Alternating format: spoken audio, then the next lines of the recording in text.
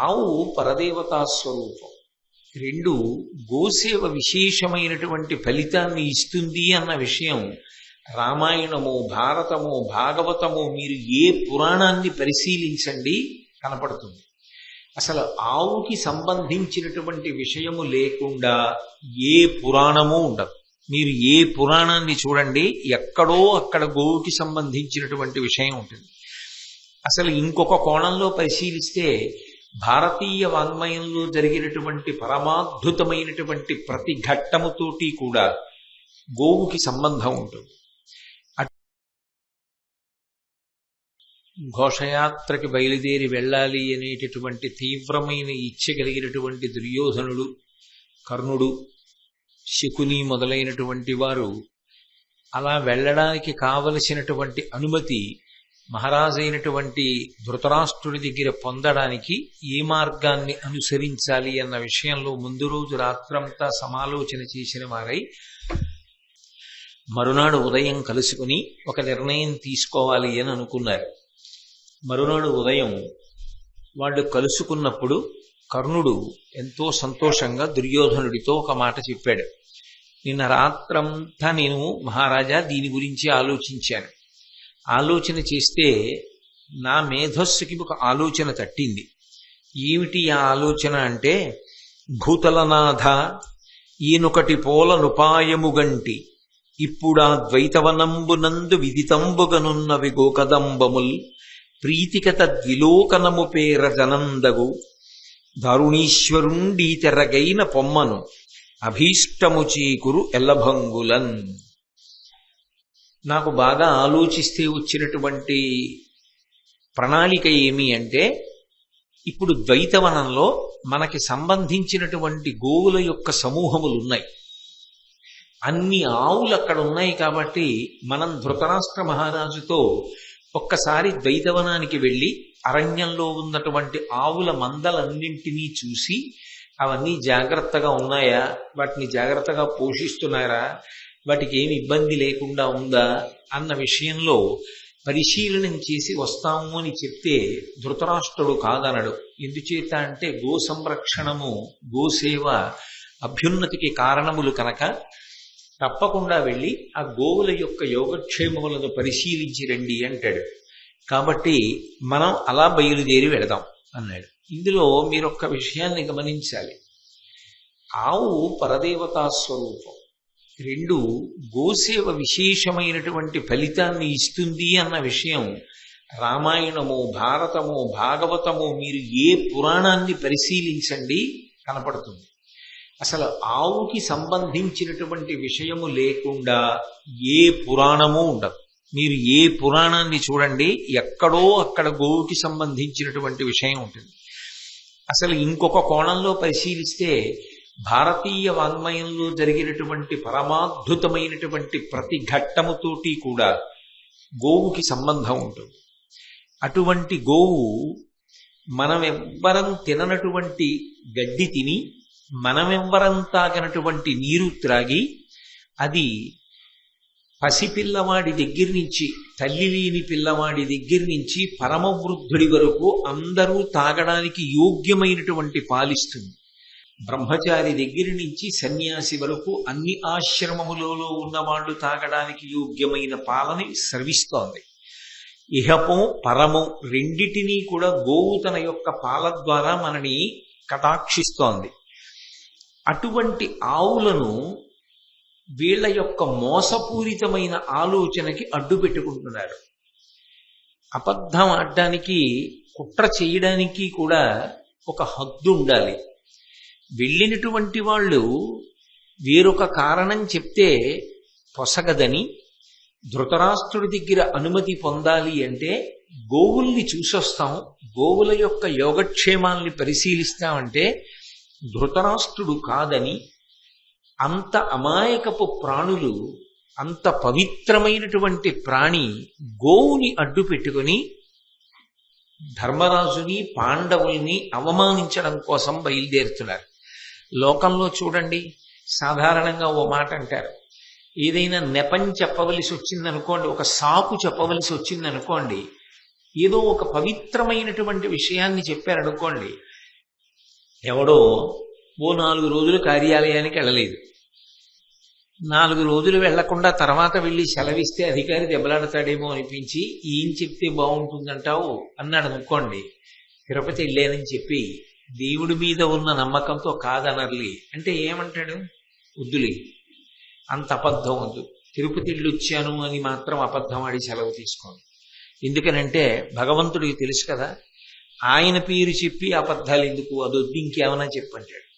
అంటే కనీసం చిన్న సెలవు విషయంలోనైనా సరే పవిత్రమైన విషయాల్ని అడ్డు పెట్టుకోవడానికి అంగీకరించారు. మీ నాన్నగారికి ఒంట్లో బాగులేదని చెప్పి, మీ అమ్మగారికి ఒంట్లో బాగులేదని చెప్పి అంటే అంగీకరించారు. అసలు సెలవు పెట్టకుండా మానేయడమే తప్పు. ఇవన్నీ చెప్పడం కన్నా నేను మానేయడం పొరపాటు అయిపోయిందండి, ఇంకెప్పుడు ఇలా చేయను అనో మాట చెప్పేస్తానయ్యా అంటాడు. అది సహృదయం. కానీ అసలు తెగింపు అన్న మాటకు అర్థం ఏమిటంటే ఎంత పవిత్రమైన విషయాన్నైనా సరే తన స్వార్థం కోసం వాడుకోవడం. ఇక్కడ కర్ణుడు చెప్తున్నటువంటి ఆలోచన వెనక ప్రణాళిక నెరవేరడం కాదు, తన ఈప్సితము నెరవేరడానికి ఎంత పవిత్రమైనటువంటి విషయాన్నైనా సరే అడ్డు పెట్టగలడు. అంటే అది దిగజారుడుతనం కదా. అంత కిందకి ఎందుకు రావాలి మనిషి? ఎందుకు అంత వంచన చేసుకోవాలి? ఎందుకు అటువంటి సాకులు చెప్పమనాలి? అటువంటి సాకులు చెప్పి వెడతాము అంటే అంత పరమ పవిత్రమైన విషయంలో చెప్పిన అబద్ధాలు మనిషికి రక్షణ ఇస్తాయా? రక్షణ ఇవ్వవు, అవి ప్రమాదాలు తీసుకొస్తాయి. అందుకే మనం అలా చెప్దాం అన్నాడు దుర్యోధనుడికి. అయితే విచిత్రం ఏంటంటే వెంటనే శకుని లేచి అన్నాడు, దుర్యోధన, నీ మీద ఒట్టు పెట్టి చెప్తున్నాను, నిన్న రాత్రి నాకు ఇదే ఆలోచన వచ్చింది, నీకు చెప్దాం అనుకున్నాను. ఈలోగా కర్ణుడు చెప్పాడు. కర్ణుడితో నేను పూర్తిగా ఏకీభవిస్తున్నాను కాబట్టి ఇదే సాకు మనం ధృతరాష్ట్రుడికి చెప్దాం. చెప్పి మనందరం కలిసి ద్వైతవనానికి వెళదాం. అసలు వెళ్ళేది ఎందుకు? పాండవుల్ని అవమానించడానికి. అడ్డు పెట్టుకున్నది వేటిని? గోవుల్ని. ఈ విషయంలో భిన్నాభిప్రాయం వాళ్ళ ముగ్గురులో లేదు, ఇది మీరు గమనించాలి. అంతవరకు అవసరం అంటావా? గోవుల్ని అడ్డు పెట్టుకుందామా? మంచి పద్ధతే అని అనవలసిన రాజు దుర్యోధనుడు అనలేదు, పెద్దవాడు శకుని అనలేదు. కర్ణుడు అసలు ప్రతిపాదన చేసినవాడు. అబ్బా, బలి ఆలోచన చెప్పావయ్యా అన్నాడు. అంటే అమాయకపు ప్రాణిని అడ్డు పెట్టుకునైనా సరే తమ కోరిక తీర్చుకోవాలనేటటువంటి స్వార్థ బుద్ధి ఎక్కడుందో అది రాక్షసత్వమే అవుతుంది. అది అసలు సరి అయిన ఆలోచన విధానమే కాదు. దాన్ని ముగ్గురు అంగీకరించారు. ఎంత సంతోషంగా అంగీకరించారంటే ముగ్గురు కరచాలనం చేసుకున్నారు. కానీ వీళ్ళ ముగ్గురు వెళ్ళి ధృతరాష్ట్రుడిని అడిగారు అనుకోండి, ఒప్పుకోడు. మీరు ముగ్గురు వెడితే అసలు సరిగ్గా ఉండరు. అక్కడికి వెళ్ళిన తర్వాత పాండవులు మిమ్మల్ని చూస్తే తోక తొక్కిన పావుల్లాగా అయిపోతారు. నాకు అనుమానం మీరు ముగ్గురు వెడితే తిరిగి క్షేమంగా వస్తారన్న విషయంలో. అందుకని నేను పంపనంటాడు. కాబట్టి ఇప్పుడు చేసినటువంటి దుర్మార్గపు ఆలోచనకి కొనసాగింపుగా మరింత పెద్ద ప్రణాళిక చేశారు. సమంగుడు అనబడేటటువంటి ఒక వ్యక్తిని తీసుకొచ్చారు. అతను నిజంగా గో సంరక్షణ చేసే వ్యక్తి కాడు. అతనికి కొంత తర్ఫీదు ఇచ్చారు, కొంత శిక్షణ ఇచ్చారు. అతను ఎలా మాట్లాడాలో, ఎలా బట్ట కట్టుకోవాలో, ఎలా నిలబడాలో, ఏం చెయ్యాలో, ఏ యాస ఉండాలో అన్నిటినీ నేర్పారు. కొలువు తీర్చి ఉండగా ధృతరాష్ట్రుడి దగ్గరికి తీసుకెళ్లారు. పాపం ఆయన చూడలేడు కదా, అందుకని ఈయన్ని చూపించన్నారు. ద్వైతవనం నుంచి వచ్చాడు. మన గోవులు మందల మందలుగా అక్కడ ఉన్నాయి. అక్కడ ఉన్నటువంటి గోవులనన్నిటినీ కూడా ఈ వ్యక్తి సంరక్షిస్తూ ఉంటాడు. అలా సంరక్షించేటటువంటి వాళ్లలో ఈయన ఒకడు. మహారాజా, ఈయన మీకేదో చెప్పుకోవాలనుకుంటున్నాడు, అందుకు వచ్చాడన్నాడు. ధృతరాష్ట్రుడు ఎటువైపు ఉన్నాడని చెప్పబడిందో అటువైపుకి తిరిగి, ఎందువల్ల వచ్చావు, ఏ పని మీద వచ్చావు, ద్వైతవనంలో ఉన్న గోవులన్నీ క్షేమంగా ఉన్నాయా అని అడిగాడు. అడిగితే ఆయన అన్నాడు, నేను ఆ ద్వైతవనంలో గోవులను సంరక్షించేటటువంటి వాళ్లలో ఒకణ్ణి. అసలు ద్వైతవనం కన్నా కూడా గోవుల యొక్క రక్షణకు ఉపయోగపడగలిగినటువంటి వనం లోకంలో ఇంకొకటి ఉండదు. అంత క్షేమకరమైన వనంగా గోవులకు ప్రసిద్ధికెక్కింది. అంటే గోవులు అన్ని తిరుగుతుంటాయి, దాన్ని గోష్ఠము అంటారు. ఆవులు తిరిగినటువంటి ప్రదేశం తనంత తానుగా పరమ పవిత్రం. అందుకే ఒకప్పుడు గాంధీ గారు చంద్రశేఖరేంద్ర సరస్వతి మహాస్వామి వారు కలుసుకోవలసి వస్తే వాళ్ళిద్దరూ గోశాలలో కలుసుకున్నారు. గోశాల అంత పరమ పవిత్రమైన ప్రదేశం, గోవులు తిరిగిన ప్రదేశం అంత పరమ పవిత్రమైన ప్రదేశం. కాబట్టి ఒకప్పుడు గోవులకు ఇబ్బంది లేదు ద్వైతవనంలో. అంటే క్రూర మృగ సంచారము లేదు, కాబట్టి ఆవులు క్షేమంగా ఉండేవి. కానీ ఈ మధ్య కాలంలో క్రూర మృగాలు ఎక్కువైపోయాయి, గోవులకు ఇబ్బంది కలుగుతోంది. అంటే అవి గోవులను హింసిస్తాయి. కాబట్టి మహారాజా, మీరు జోక్యం చేసుకుని తగిన విధంగా ఆ గోవుల యొక్క రక్షణకు ప్రయత్నం చెయ్యవలసింది అని చెప్పాడు. నిజంగా అక్కడ గోవులకు వచ్చిన ఇబ్బంది ఏదైనా ఉంటే ధర్మరాజాదులు ఉన్నారు, వాళ్ళు ఊరుకుంటారా? గో సంరక్షణం కన్నా గొప్పదిగా వాళ్ళు ఇంకేదైనా స్వీకరిస్తారా? గోవులను క్రూర మృగాలు చంపేస్తుంటే పాండవులు విల్లిక్కు పెట్టి ఆ క్రూర మృగాలన్నింటినీ సంహరించరు. అది పొంతన కలిగే విషయమే. అంటే పాండవులు చెయ్యట్లేదు, వీళ్ళు చేస్తారు. కాబట్టి మీరు దుర్యోధనుణ్ణి పంపండి అనగలిగిన సాహసం ఆ గో సంరక్షకుడు చెయ్యలేడుగా. అందును అక్కడ వరకు చెప్పి ఊరుకున్నాడు. అంటే వాళ్ళు అలా శిక్షణ ఇచ్చారు. ఇప్పుడు ఈ మాట అనగానే శకుని అన్నాడు, మేమందరం కలిసి ఆ అరణ్యానికి వెడతాం, వెళ్ళి గోవులకు వచ్చినటువంటి ఇబ్బంది పోగొట్టి అవన్నీ కూడా సంతోషంగా ఉండేటట్టుగా ఏర్పాటు చేసి తిరిగి వస్తాం. కాబట్టి మహారాజా మమ్మల్ని అనుమతించవలసింది. అనగానే ధృతరాష్ట్రుడు అన్నాడు, నేను ఒక్కనాటికి అంగీకరించాను. ఎందుకు అంగీకరించను అంటే మొదటి కారణం, అక్కడ భీముడు ఉన్నాడు. భీముడికి దుర్యోధనుడికి ఒక్క క్షణం పడదు. దుర్యోధనుణ్ణి చూడగానే భీముడికి పాత విషయాలన్నీ జ్ఞాపకానికి వస్తాయి, ముక్కలు ముక్కలుగా నరికేస్తాడు. అర్జునుడి యొక్క విలువిద్యా పాండిత్యము అసామాన్యమైనది. ఆయన ఏ తపస్సు చెయ్యనప్పుడే సమస్తమైనటువంటి రాజ్యములను గెలిచినటువంటి వాడు. పైగా ఇప్పుడు పరమశివుణ్ణి ఉద్దేశించి గొప్ప తపస్సు చేసి పాశుపతాస్త్రాన్ని దేవతల యొక్క అనుగ్రహంగా గొప్ప గొప్ప అస్త్ర సంపదను పొంది ఉన్నాడు. అటువంటి అర్జునుడి కంట మీరు పడ్డం నాకు ఇష్టం లేదు. పైగా వెళ్ళిన తరువాత మీరు సరిగా ఉంటారన్న విషయంలో కూడా నాకు పరిపూర్ణమైన విశ్వాసం లేదు. పాండవులున్న చోటికి ససేమిరా మిమ్మల్ని నేను పంపను, మీరు వెళ్ళక్కర్లేదు. గో సంరక్షణ చెయ్యడానికి రాజ్యంలో దానికి తగిన వాళ్ళు ఉన్నారు, వాళ్ళు వెళతారు. వాళ్ళు వెళ్ళి వాళ్ళు క్రూర మృగాల్ని వేటాడి గో సంరక్షణ చేసి వస్తారు. కాబట్టి మీరు వెళ్ళడానికి వీల్లేదు అంటే శకుని మాట్లాడాడు ధృతరాష్ట్రుడితోటి. ఎవరేం మాట్లాడాలి, ధృతరాష్ట్రుడు ఏమంటాడు, ఎందుకు ఒప్పుకోడు, ఇవన్నీ ముందే ఆలోచన చేసి ఉన్నారుగా. కాబట్టి ధృతరాష్ట్రుడు అన్నాడు, పాలిత విక్రమోన్నతులు పాండుతనూజులు వారికి అప్రియం బేలయునర్తుమేమధిప ఏమటు చేసితిమేనియున్ ప్రతిజ్ఞాలపితుండు ధర్మజుడు సత్యము తప్పునే తమ్ములేల తచ్చీలమతిక్రమింతురు ఇది సిద్ధము నమ్ముము నెమ్మనంబునన్. ఓ ధృతరాష్ట్ర మహారాజా, నేను చెప్పినటువంటి విషయాల్ని ఒక్కసారి పరిశీలించు. పాలిత విక్రమోన్నతులు పాండుతనూజులు, క్రమశిక్షణ కలిగినటువంటి పరాక్రమము కలిగినటువంటి వాళ్ళు పాండవుల యొక్క కుమారులు. వాళ్ళు ఎప్పుడు పడితే ఎప్పుడు, ఎక్కడ పడితే అక్కడ వీడెప్పుడో మనకేదో అపకారం చేశాడని గుర్తుపెట్టుకొని వెంటనే శత్రుత్వాన్ని మనసులో పెంచుకుని అవతల వారి మీద బాణాలు వేయడమో, అవతల వారిని చంపడమో, అవతల వారిని ఇబ్బంది పెట్టడమో చేసేటటువంటి వాళ్ళు కారు. వాళ్ళు క్రమశిక్షణతో కూడి ఉంటారు. కాబట్టి వాళ్ళు ఎంత అస్త్ర సంపద కలిగిన వాళ్ళైనా వాళ్ళెవరి జోలికి రారు. వాళ్ళు రావాలి అంటే పాతపగ ఒక్కటే కారణం కాకూడదు. ఇప్పుడేదో చేస్తే వాళ్ళేమో కయ్యానికి వచ్చే అవకాశం ఉంటుందేమో. అంటే వాళ్ళకి పరమ నమ్మకం వాళ్ళ మీద కాదు, అవతల వాళ్ళ మీద. ఇంతకన్నా బలహీనత వ్యక్తిత్వంలో ఇంకొకటి ఉండదు. ముందు తన మీద తనకి నమ్మకం ఉండాలి. నేను అక్కడ నా చిత్తం వచ్చినట్టు ప్రవర్తించను, నా ప్రవర్తనని నేను అదుపులో ఉంచుకోగలను అన్న నమ్మకం వాళ్ళకి లేదు. కానీ వాళ్ళకి నమ్మకం అంతా ఎవరి మీద ఉంది? పాండవుల మీద ఉంది.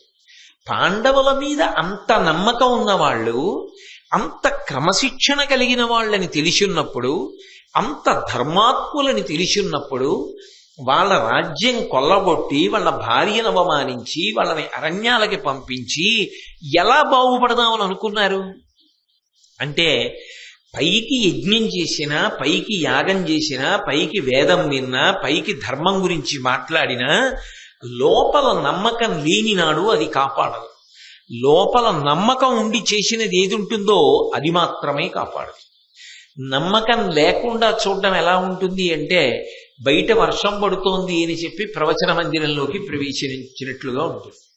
ఆయనకి ప్రవచనంలో ఏదో ధర్మం తెలుసుకోవాలనో, భారతంలో ఏదో విషయం తెలుసుకోవాలనో నమ్మకం కాదు. ఆయన సభలోకి ఎందుకు వచ్చాడంటే, బయట పెద్ద వాన పడుతోంది, ఇక్కడ ఆచ్ఛాదం ఉంటుంది కాబట్టి ఆయన లోపలికి వచ్చారు. అది ఆయనకు రక్షణ. అంతేగాని ఆయన అదేదో విని దాని ద్వారా ఏదో తెలుసుకుందాం అనేటటువంటి ఉద్దేశ్యంతో వచ్చినవాడు కాడు. అలా అసలు ధర్మము మీద నమ్మకం లేనివాడు తనని తాను నిగ్రహించుకోలేడు. పాండవులు ఎంతటి క్రమశిక్షణ కలిగిన వాళ్ళో తెలుసు, ఎంతటి ధర్మాత్మలో తెలుసు. అయినప్పుడు అటువంటి వాళ్ళ జోలికి వెళ్ళడం ఎంత ప్రమాదకరమో, ధర్మం ఎక్కడుంటుందో అక్కడ పరమేశ్వరుడు కాపాడుతూ ఉంటాడు. కాపాడుతున్నప్పుడు ధర్మం జోలికి వెళ్ళడము అంటే పరమేశ్వరుడి జోలికి వెళ్ళడం. ఇంకా భగవంతుడి జోలికి వెళ్ళిన దాని విషయంలో వచ్చేటటువంటి వ్యతిరేక ఫలితము విషయంలో కొంతవరకు నియంత్రణ తగ్గించి ఇస్తాడేమో. భగవంతుణ్ణి నమ్ముకున్నవాడు, ధర్మాన్ని నమ్ముకున్నవాడు, ధర్మాన్ని అనుష్ఠించేటటువంటి వాడి జోలికి వెళ్ళడం పరమ ప్రమాద హేతు. మరి తెలీదా ఆ విషయం? అంటే వాళ్ళు ధర్మాత్ములని తెలుసు, అలా ఎందుకు జరుగుతుంది? ఏం జరిగినా మనని మనం రక్షించుకోగలం అంటే తెంపరితనంతో కాపాడుకోగలమనేటటువంటి లక్షణం ఉన్నదే, అది ప్రమాద హేతువు. అది ఎప్పుడు తెలుస్తుంది మనని మనం రక్షించుకోలేకపోయాము అని? చేతులు కాలిపోయిన తర్వాత తెలుస్తుంది. అప్పుడు ఆకులు పట్టుకుని ప్రయోజనం ఏమిటి? అది ముందుండాలి ఆ ఆలోచన. భారతం దేని కొరకు వచ్చింది అంటే, ఏ విషయంలో మనిషి ముందు జాగ్రత్తతో ఉండాలో నేర్పడానికి వచ్చింది. ధర్మం విషయంలో అదుపు తప్పి ప్రవర్తించేసిన తరువాత అది దాని ఫలితాన్ని అది ఇవ్వడం మొదలుపెట్టేసింది అనుకోండి, తదేవ ఫలమన్వేతి ధర్మస్య ధర్మనాశన ప్రాప్తం ధర్మఫలం తామద్భవతా మాత్ర సంశయ. ఒకనాడు చేసిన పుణ్యం ఎలా ఫలితాన్ని ఇస్తుందో అలా ధర్మాత్ముల జోలికి వెళ్ళి బాధ పెట్టింది కూడా వదిలిపెడుతుందా? అది దాని ఫలితాన్ని నదిస్తుంది. అప్పుడు ఆపగలిగిన వాడు ఉండడు, అప్పుడు బాధపడతావు. బాధపడిన తరువాత కాపాడగలిగిన వాడు ఎవరు ఉంటాడు? ఈ నమ్మకం ఉంటే అసలు పాండవుల జోలికే వెళ్ళకూడదు. ఆ జోలికే వెళ్ళకూడదన్న విషయం ఇప్పుడేమిటి, అప్పుడే లేదు, మొట్టమొదటి నుంచి వాళ్ళ మీద పగే. కాబట్టి ఇది చిట్ట చివర ఎప్పుడో చూపిస్తుంది. పడినవాడు తక్కువవాడు కాడు. ఏదో భీముణ్ణి నీళ్లలో తోయించేశాం, విషాన్నం పెట్టించేశాం, లక్క ఇంట్లో పెట్టి కాల్చేశామంటే అది చెప్పుకోవడానికి బాగుంటుందేమో. ఏం చేసింది పాండవుల్ని? వాళ్ళు సంతోషంగా ఉన్నారా లేదా? వాళ్ళు రక్షణ పొందాలా లేదా? బంతిని ఎంత గట్టిగా నేలకేసి కొడితే అంత ఎత్తుగా పైకి లేస్తుంది. ధర్మాన్ని పట్టుకున్నవాడంతే. ఎంత కష్టపెడదామని ప్రయత్నిస్తే అంత సమున్నతమైనటువంటి స్థానాన్ని చేరుకున్నాడు. కాబట్టి ఇది తెలిసి కూడా ఇంకా ప్రమాదం జోలికెడుతున్నారు. తెలియక వెళ్ళాడు అనుకోండి, కొంతవరకు దోషం లేదని చెప్పచ్చు. ఆయనకి దాని గురించి అవగాహన లేదండి, పొరపాటు పడ్డాడు, భగవంతుడు కూడా క్షమిస్తాడు. కానీ తెలిసి ఉండి ఎవరు వెళ్ళమన్నారు అంటే, శకుని చెప్తున్న మాటలను బట్టి పాండవులు ఎంతటి ఉన్నతులో తెలుసు, తెలిసి వాళ్ళ జోలికి వెళ్ళడం ఉందే, ఇది ప్రమాదహేతు. పాలిత విక్రమోన్నతులు పండుతనూజులు వారికి అప్రియం బెలయునొర్తుమేమధిప. ఎవరు ఈ చెప్తున్నది? శకుని. ఈ శకునే మాయాద్యూతంలో వాళ్ళ రాజ్యాన్నంతటినీ అపహరించి అరణ్యముల పాలు చేశాడు. ఆ శకుని అంటున్నాడు, వారికి అప్రియం వేల యొనర్తుమేమధిప. ఓ మహారాజా, అంతటి మంచి వాళ్ళకి, అంతటి ధర్మాత్ములకు మేము అపకారం చేస్తామా? నమ్మచ్చా? ఎవడు చేశాడో వాడు చెప్తున్నాడు ఈ మాటలు. అంటే అసలు ఆ నాలుకకి నిబద్ధత ఏం లేదు, అది ఏదైనా మాట్లాడుతుంది. అంత వంచన స్వభావం కలిగినటువంటి వాళ్ళు. ఇప్పుడు ఇటువంటి వాడు ఏ మాటకి కట్టుబడతాడు? దేనికి కట్టుబడడు. తన మనసులో ఉన్నటువంటి కుట్రని అమలు చేసే ప్రయత్నం చేస్తాడు. అప్పటికి తాను గెలుస్తున్నట్లు కనపడుతోంది. దుర్యోధనుణ్ణి కూడా వంచి పాండవుల జోలికి వెళ్లి అవమానించడానికి వెడుతున్నట్టు సంతోషాన్ని పొందుతున్నారు. కానీ దాని దుష్ఫలితం అది ఇచ్చి తీరుతుంది కదూ. ఈ మాటల ఫలితం ఉత్తినే పోతుందా? దీని ఫలితం ఇది ఇస్తుంది. ఇచ్చిన నాడు అనుభవంలోకి వస్తుంది. కాబట్టి ఏమటు చేసి తిమేమియున్, ఇంతకన్నా దారుణమైన మాట ఇంకోటి ఉండదు. మేము అసలు వాళ్ళ జోలికి ఎందుకు ఎడతాం మహారాజా? ఒకవేళ వెళ్ళామనుకో, మళ్ళీ ఆ మాట ఎందుకు? ఏమటు చేసి తీయనియు, ఒకవేళ మేము వాళ్ళ జోలికి వెళ్ళి ఏదో బాధ పెట్టామనుకో, అయినా వాళ్ళేం మమ్మల్ని తిరగబడి ఏం చేయరు.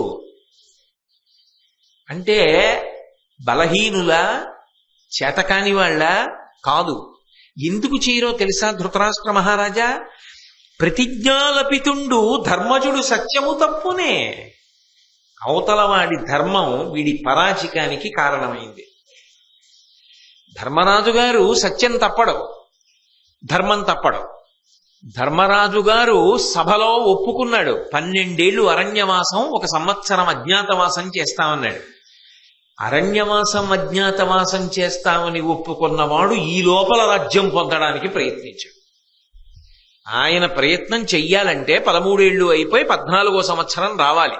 వస్తే యుద్ధానికి వస్తాడు, అప్పటి వరకు రాడు. నీకేం అనుమానం అక్కర్లేదు ధృతరాష్ట్ర మహారాజా, నేనేం చేసినా రాడు యుద్ధానికి. మమ్మల్ని ఏం చేయడు. ఎందుకో తెలుసా? అప్పటి వరకు తాను రాజ్యమును పొందడానికి ఒప్పుకోడు. తాను ఏ మాట సభాముఖంగా అన్నాడో ఆ మాటే నిలబెట్టుకుంటాడు. ముందు సత్యమునకు కట్టుబడతాడు. అంటే శకునికి కాదు, ధృతరాష్ట్రుడికి కాదు, దుర్యోధనుడికి కాదు, కర్ణుడికి కాదు, దుశ్శాసనుడికి కాదు, వీళ్ళందరికీ పాండవుల యొక్క సత్యధర్మముల గురించి తెలుసా తెలియదా అంటే స్పష్టంగా తెలుసు. ఇన్ని తెలిసి ఉండి దేనికి ఎడుతున్నారు వాళ్ళ దగ్గరికి? వాళ్ళని అవమానించడానికి. ఇప్పుడు పాండవులనా అవమానిస్తున్నది సత్యధర్మములనా? సత్యధర్మములను. మరి వాటి జోలికి వెళ్ళినప్పుడు ఎవరు జోక్యం చేసుకుంటాడు?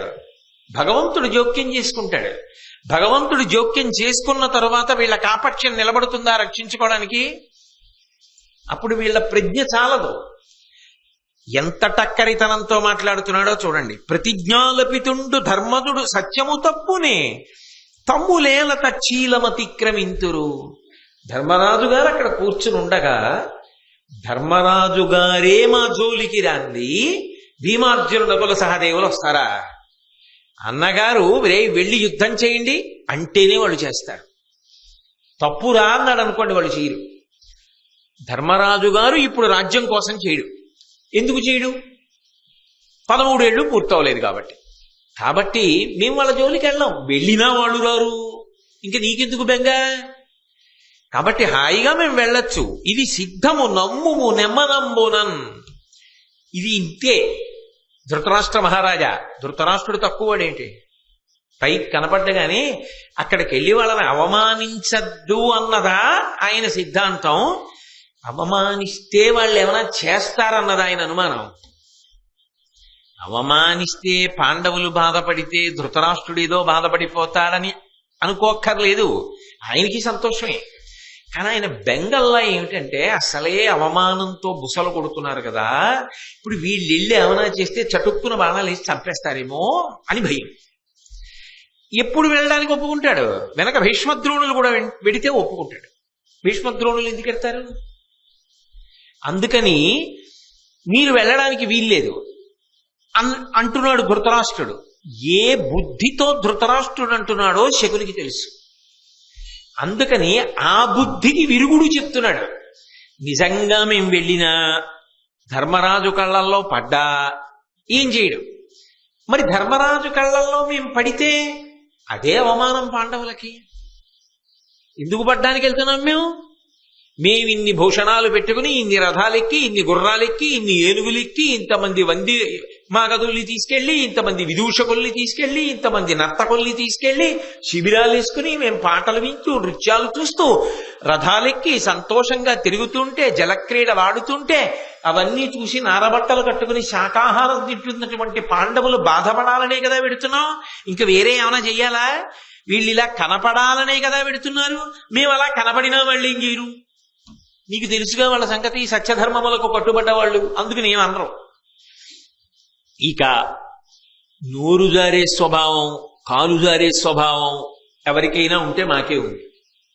ఒకవేళ మేము అలా జారినా అప్పుడు కూడా వాళ్ళు ఏమనరు. ఎందుకనరో తెలుసా? నువ్వు ఏడుస్తావని. పెద్దనాన్నగారు ఏడుస్తాడు, మన సోదరులరా తప్పురా, అంతలా శిక్షించకండిరా, చంపకండిరా అంటాడు. ఆ మాట అనాలంటే అది ధర్మయుద్ధ భూమి అయి ఉండాలి. అది ఇప్పుడు రాదు, 13 ఏళ్ల తర్వాత వస్తుంది. వాళ్ళు మళ్ళీ అజ్ఞాతవాసంలో మనకి దొరకకపోతే. కాబట్టి ధృతరాష్ట్ర మహారాజా దేనికి భయపడుతున్నావు అంటే, ఇప్పుడు మీరు ఒకటి ఆలోచించండి. ఇప్పుడు శకుని చెప్తున్న మాటల్లో వారికి అప్రియం వేలయనర్తుమే మధిపా, వాళ్ళ జోలికి మేము ఎందుకెడతాం? నమ్మచ్చా? ధృతరాష్ట్రుడు నమ్ముతాడా? ఆయనేగా ఆడించింది జూదం అంతా. నమ్ముతాడా? నమ్మడు.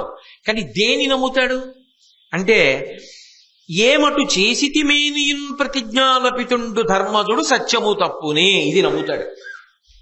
మేము తప్పు చేసినా కూడా ధర్మరాజు గారు మమ్మల్ని ఏమీ చెయ్యడు. ఎందుకు చెయ్యడంటే చేతకాక కాదు, చేతనైన వాడే. నిజంగా చెయ్యాలంటే చేసేయగలడు, కానీ సత్యధర్మములకు కట్టుబడి ఉంటాడు, అందుకు చెయ్యడు. అంటే అవతల వాడి సత్యధర్మములు వీడికి బలహీనంగా కనబడ్డాయి. ఆయన ఎందుకు తిరగబడడు?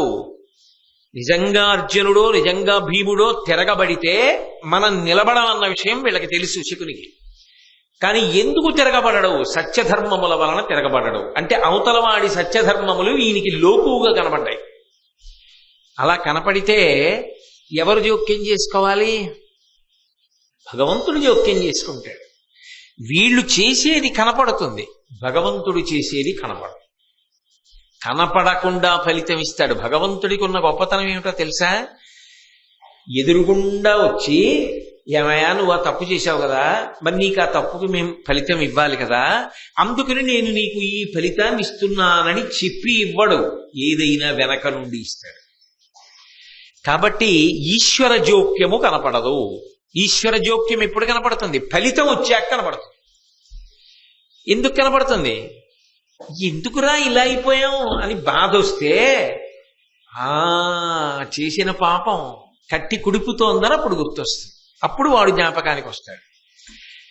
అదే జరుగుతుంది కథలో అనడానికి సంకేతం. ఈ ఒక్క పద్యాన్ని అడ్డుపెట్టి ఆలోచించినప్పుడు ఇలా బ్రతకకూడదు మనిషి, ఇది బ్రతకవలసిన విధానం కాదు, అలా ఉండవద్దు. ఇంత పవిత్రమైన వస్తువులను అడ్డు పెట్టుకుని స్వార్థాన్ని నిలుపుకునేటటువంటి ప్రయత్నం కానీ, లేదా అవతల వారి సత్యధర్మములు చేతకానితనముగా భావించి అవమానించే ప్రయత్నములు కానీ చేయకూడదు అన్నది ఈ పద్యం యొక్క సారాంశం. ఇన్ని విని ధృతరాష్ట్రుడు అన్నాడు, అలా అంటావా? కాబట్టి మిమ్మల్ని పంపించచ్చు అంటావా? కొద్దిగా మెత్తపడి ఆలోచిస్తున్నట్లుగా శకునికి కనపడింది. ఇప్పుడు వాళ్ళేం చెయ్యరన్న విషయంలో నమ్మకం వచ్చిందిగా.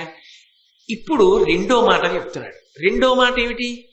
తన కొడుక్కి ఏది సంతోషకరమో అది కాదంట. పాండవులు ఏం చేయరు తెలిసిపోయింది. ఇప్పుడు తన కొడుక్కి సంతోషకరమైన విషయం ఏంటి అంటే, ఆ సమంగుడు అన్న ఆయనతో చెప్పించారుగా వేటాడడం. వేటాడడం విషయంలో ఇంకా తమకంతో ఎలా వేటాడతాడు అంటే, స్వభావంలో ఉన్నటువంటి లక్షణమేగా అది దుర్యోధనుడికి. కాబట్టి మాకును చిత్తంబుల మృగయా కౌతికమతిశయిల్లినది, గోగణ రక్షణ రక్షాకరణము కార్యంబటే ఏ కీడును ఎల పొందు ఇందు మహీష. ఓ ధృతరాష్ట్ర మహారాజా, నువ్వు బాగా ఆలోచించు.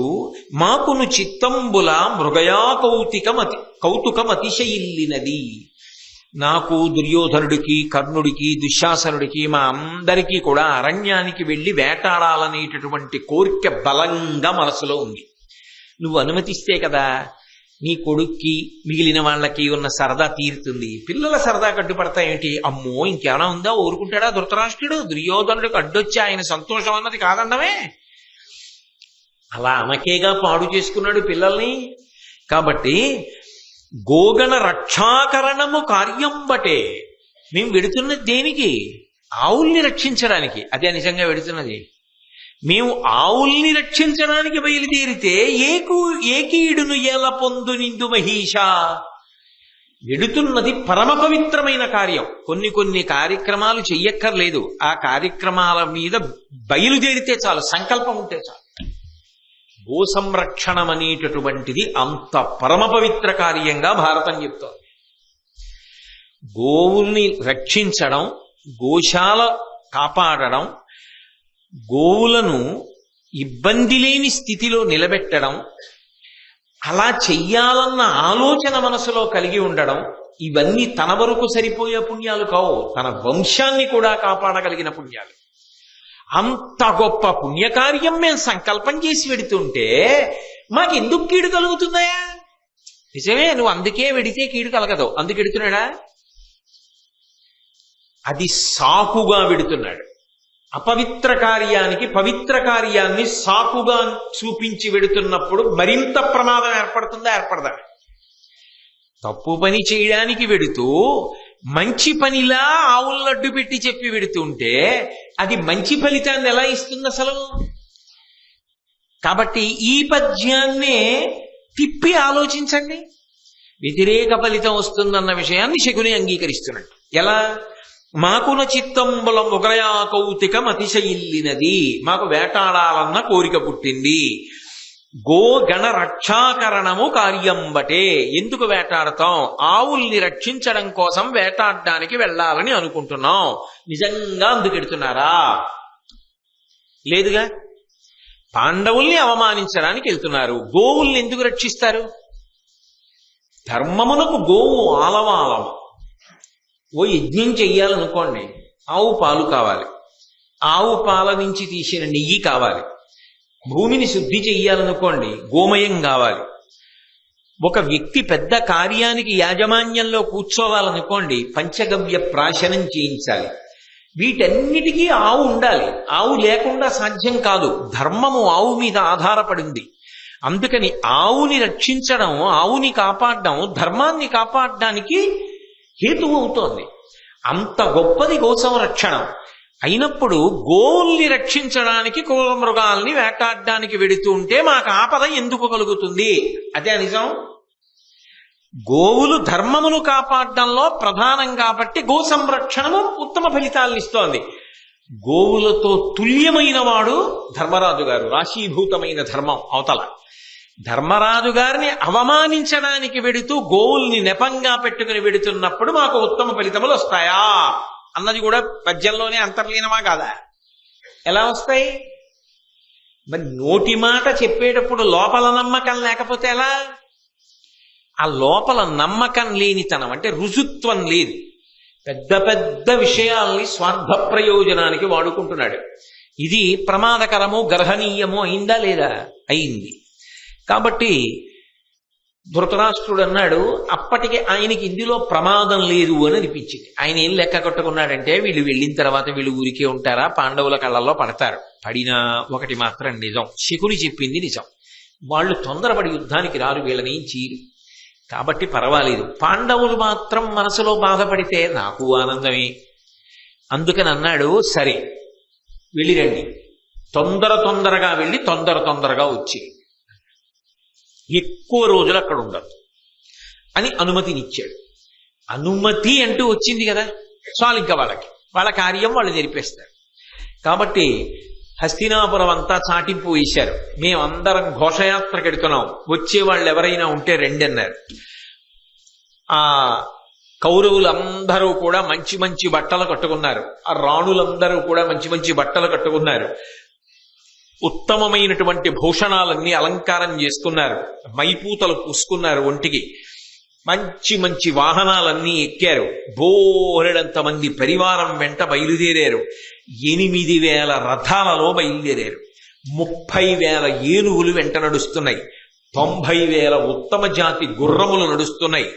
1,00,000 మంది భటుల్ని తీసుకెళ్లారు. ఆవుల్ని కాపాడడానికి ఇవన్నీ, ఆవుల్ని కాపాడడానికి ఇవన్నీ ఎందుకు అంటే వీళ్ళ డాబు పాండవులు చూసి బాధపడాలందుకు.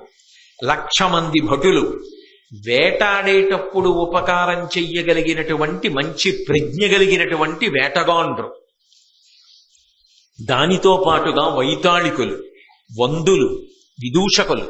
ఎందుకు అంటే పాండవులు ఎక్కడుంటారో అక్కడికి దగ్గరలో వీళ్ళు శిబిరాలు ఏర్పాటు చేసుకుంటారు. ఈ వందిమాగదులు పొగుడుతూ ఉంటారు, దుర్యోధనాలు అంతవాడివి, ఇంతవాడివి, ఇంద్రుడివి, చంద్రుడివి, ఉపేంద్రుడివి, భూమండలానికి సార్వభౌముడవు, నీలాంటి వాడు ఎక్కడున్నాడు అని. అవి ఎంత గుచ్చుకుంటాయి భీముడికి, ఎంత గుచ్చుకుంటాయి అర్జునుడికి. ఈ రాణుల యొక్క పటాటోపం చూసి ద్రౌపదీదేవి మనసు ఎంత కుందుతుంది. అది కావాలి, దానికి అనుగుణంగా ఏర్పాటు చేసుకుని ఇంతమందితో బయలుదేరారు. అందులో నటులు, విదూషకులు నవ్విస్తూ ఉంటారు. విదూషకులు నవ్విస్తుంటే ఏడుస్తున్న వాడికి ఎంత బాధగా ఉంటుంది. మనం కూడా ఇది అనుభవించవలసిన వాళ్ళం, ఇవాళ ఏ స్థితిలో ఉన్నాం అని బాధపడతాడా? బాధపడ్డా. అందుకని విదూషకుల్ని తీసుకెళ్లారు.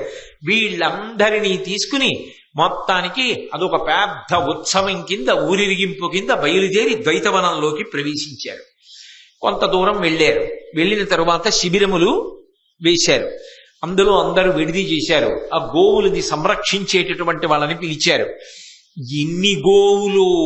ఆ అరణ్యం అంతా రంగురంగుల గోవులు, రకరకాల మచ్చలు కలిగిన గోవులు, రకరకాల ముట్టి కలిగిన గోవులు, వీటన్నింటినీ చూశారు. వాటికి ఆపదీది ఎందుకుంటుంది?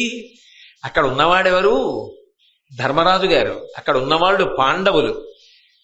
వీళ్ళున్నారు కాబట్టి నాకు లోటు లేదని ఒక్క ఆవు బతికేసింది అనుకోండి, ఆ పుణ్యం చాలు, వంశాన్ని కాపాడేస్తుంది. అక్కడ నిజానికి ఆవులంత సంతోషంగా ఉన్నది పాండవులు ఉండబట్టి. వీళ్ళ వల్ల వీళ్ళు కల్పించినది కృతకమైన మిష.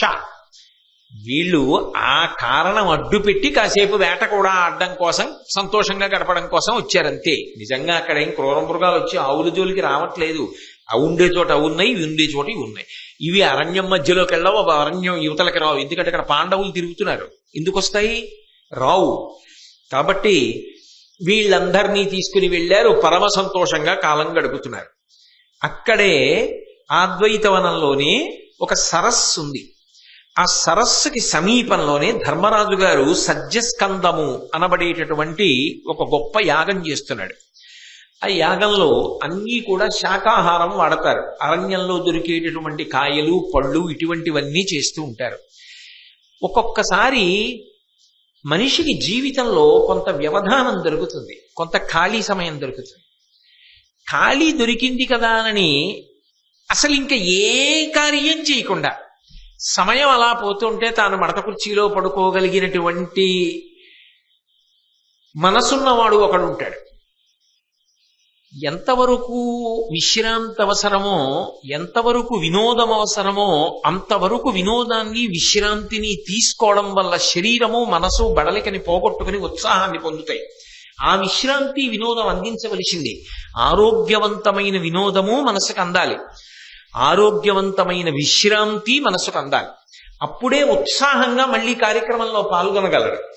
కానీ అసలు ఏదైనా తాను రోజు చెయ్యవలసిన పనులకు దూరంగా కొంతకాలం ఉండడానికి అవకాశం వచ్చింది అనుకోండి, దొరికింది కదా అని కేవలం తినడం, కేవలం పడుకోవడం, కాలక్షేపం. చూడండి, సాధారణంగా ఓ మాట అంటారు, వాట్ ఆర్ యూ డూయింగ్ అంటే, what should I do, I'm just killing the time. You need not kill the time, an opportunity comes, it is the time which kills you. మనం కాదు కాలాన్ని చంపవలసింది, ఆ సమయం ఏర్పడినప్పుడు కాలము చంపేస్తుంది ఏ జీవినైనా. కాలములో పడిపోతాయి ప్రాణులన్నీ. అంతేగాని కాలాన్ని చంపవలసిన అవసరం, చంపగలిగిన ప్రజ్ఞ ఎవరికీ ఉండదు. ఏ సమయమునందైనా కాలాన్ని సద్వినియోగం చేసుకోగలిగిన వాడెవరు ఉంటాడో వాడు ధన్యుడు. ధర్మరాజు గారు ఖాళీగా కూర్చోలే. ఆయన చెయ్యగలిగిన హోమం, చెయ్యగలిగిన యజ్ఞం అక్కడ దొరికేవి ఉంటాయో వాటితో చేస్తున్నాడు. అంటే ఈశ్వరానుగ్రహాన్ని మూట కడుతున్నాడు. ఇప్పుడు కష్టం వచ్చింది కదా అని ఊరికే అదే పనిగా తలుచుకు ఏడుస్తూ మట్టి ముద్దలా పడిపోలా బంతిలా పైకి లేవడానికి ప్రయత్నిస్తున్నాడు. అది మనిషి పొందవలసింది. కష్ట సుఖములు రాకుండా ఎవ్వరి జీవితం ఉండదు. ఎవ్వరి జీవితము పూలపాన్పు కాదు. ప్రతి వారి జీవితంలో ఉత్థాన పతనాలు ఉంటాయి. కష్టము వస్తుంది, సుఖము ఉంటుంది. కానీ ఒక కష్టం వచ్చింది అని చెప్పి నేల వాలిపోకూడదు. నీ కర్తవ్యాన్ని నువ్వు నిర్వహించుకుంటూ వెళ్ళిపోవడంలో నువ్వు అదే పూనికతో ఉండాలి. ఆ పూనిక నశించడానికి మాత్రం వీలు లేదు. అది ఉండవలసినటువంటి ప్రజ్ఞ. ఆ ప్రజ్ఞ కొరవడిపోయిందనుకోండి మనిషిలో భూమి మీద పడిపోతాడు. అందుకే ధర్మరాజు గారు ఊంచుకున్నాడు. ఆయన ధర్మము ఆయన ఊంచుకోవడానికి కారణమైంది. ఏ ఈశ్వరుడు నాకు కష్టాలిచ్చాడన్న భావనతో ఆయన కుందవచ్చో ఆ భావనే పక్కన పెట్టి ఈశ్వరానుగ్రహాన్నే మూట కడుతున్నాడు. అందుకని యాగం చేస్తున్నాడు.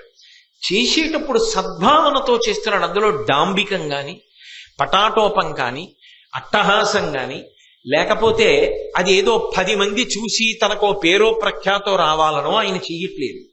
అందుకే కొన్ని తేజస్సుని పెంచడానికి ధర్మానుష్ఠానము కొరకు చేసేటటువంటి పనులు 10 మంది యొక్క మెప్పు కొరకు చేసేవి కావు.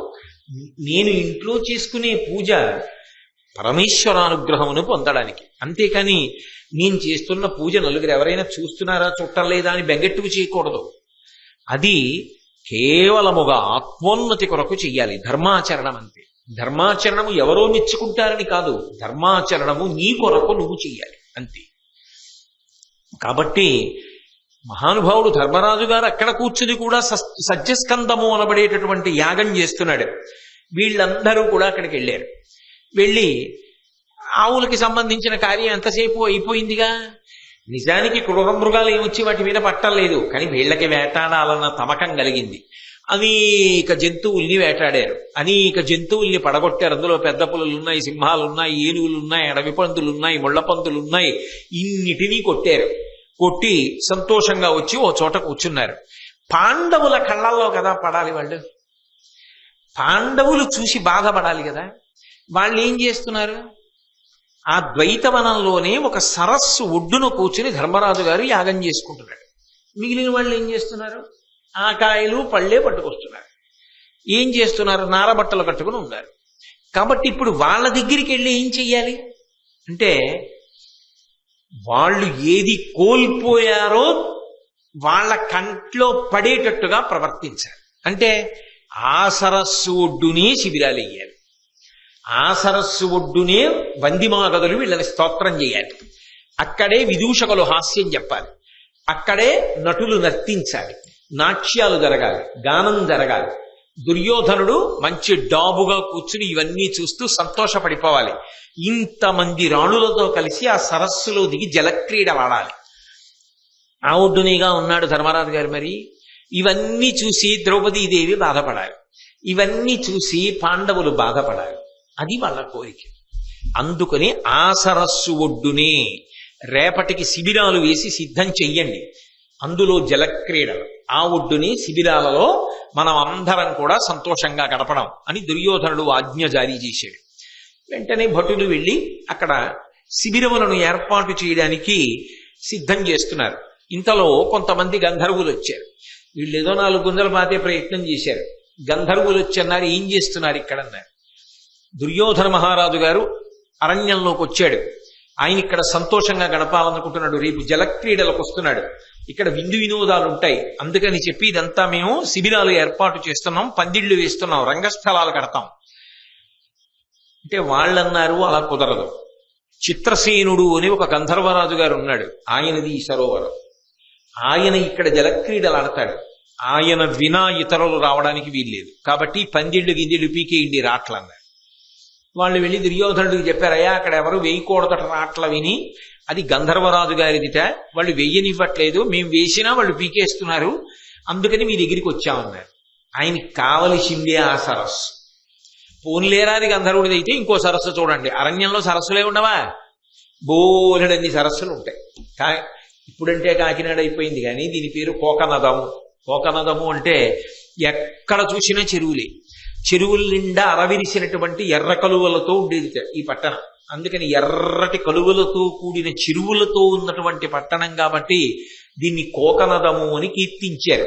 ఒకప్పుడు విదేశీయులు ఈ పట్టణానికి వచ్చి చూసి, అబ్బా ఇక్కడికి వస్తే ఈ చెరువులు, ఈ కలువలు, ఈ ప్రాంతం, ఈ పక్షులు, ఈ కూతలు, ఈ చెట్లు, ఈ వాతావరణం నవవసంత శోభావిత ప్రదేశంలా మాకు కెనడా గుర్తొస్తోందని కో కెనడా అని కీర్తించారు. అందుకే ఇప్పటికీ రైల్వే వాళ్ళ కోడ్లో సిఓఏ అని ఉంటుంది. కేకేడి అనో కేడిఏ అనో ఉండదు, సిఓఏ కో కెనడా అని ఉంటుంది. అటువంటి కో కెనడా అన్ని చెరువులతో ఉండేది ఒకప్పుడు. అందుకే ఇప్పటికీ కొన్ని చెప్పాలి అంటే చెరువుని గుర్తుగా చెప్తాం, బాలాజీ చెరువు అలా. అంటే ఎన్ని చెరువులు. సరే, ఇప్పటి పరిస్థితి గురించి నేను మాట్లాడు. కనుక అరణ్యం అన్న తర్వాత చెరువులే తక్కువ, ఇన్ని సరోవరాలు ఉంటాయి.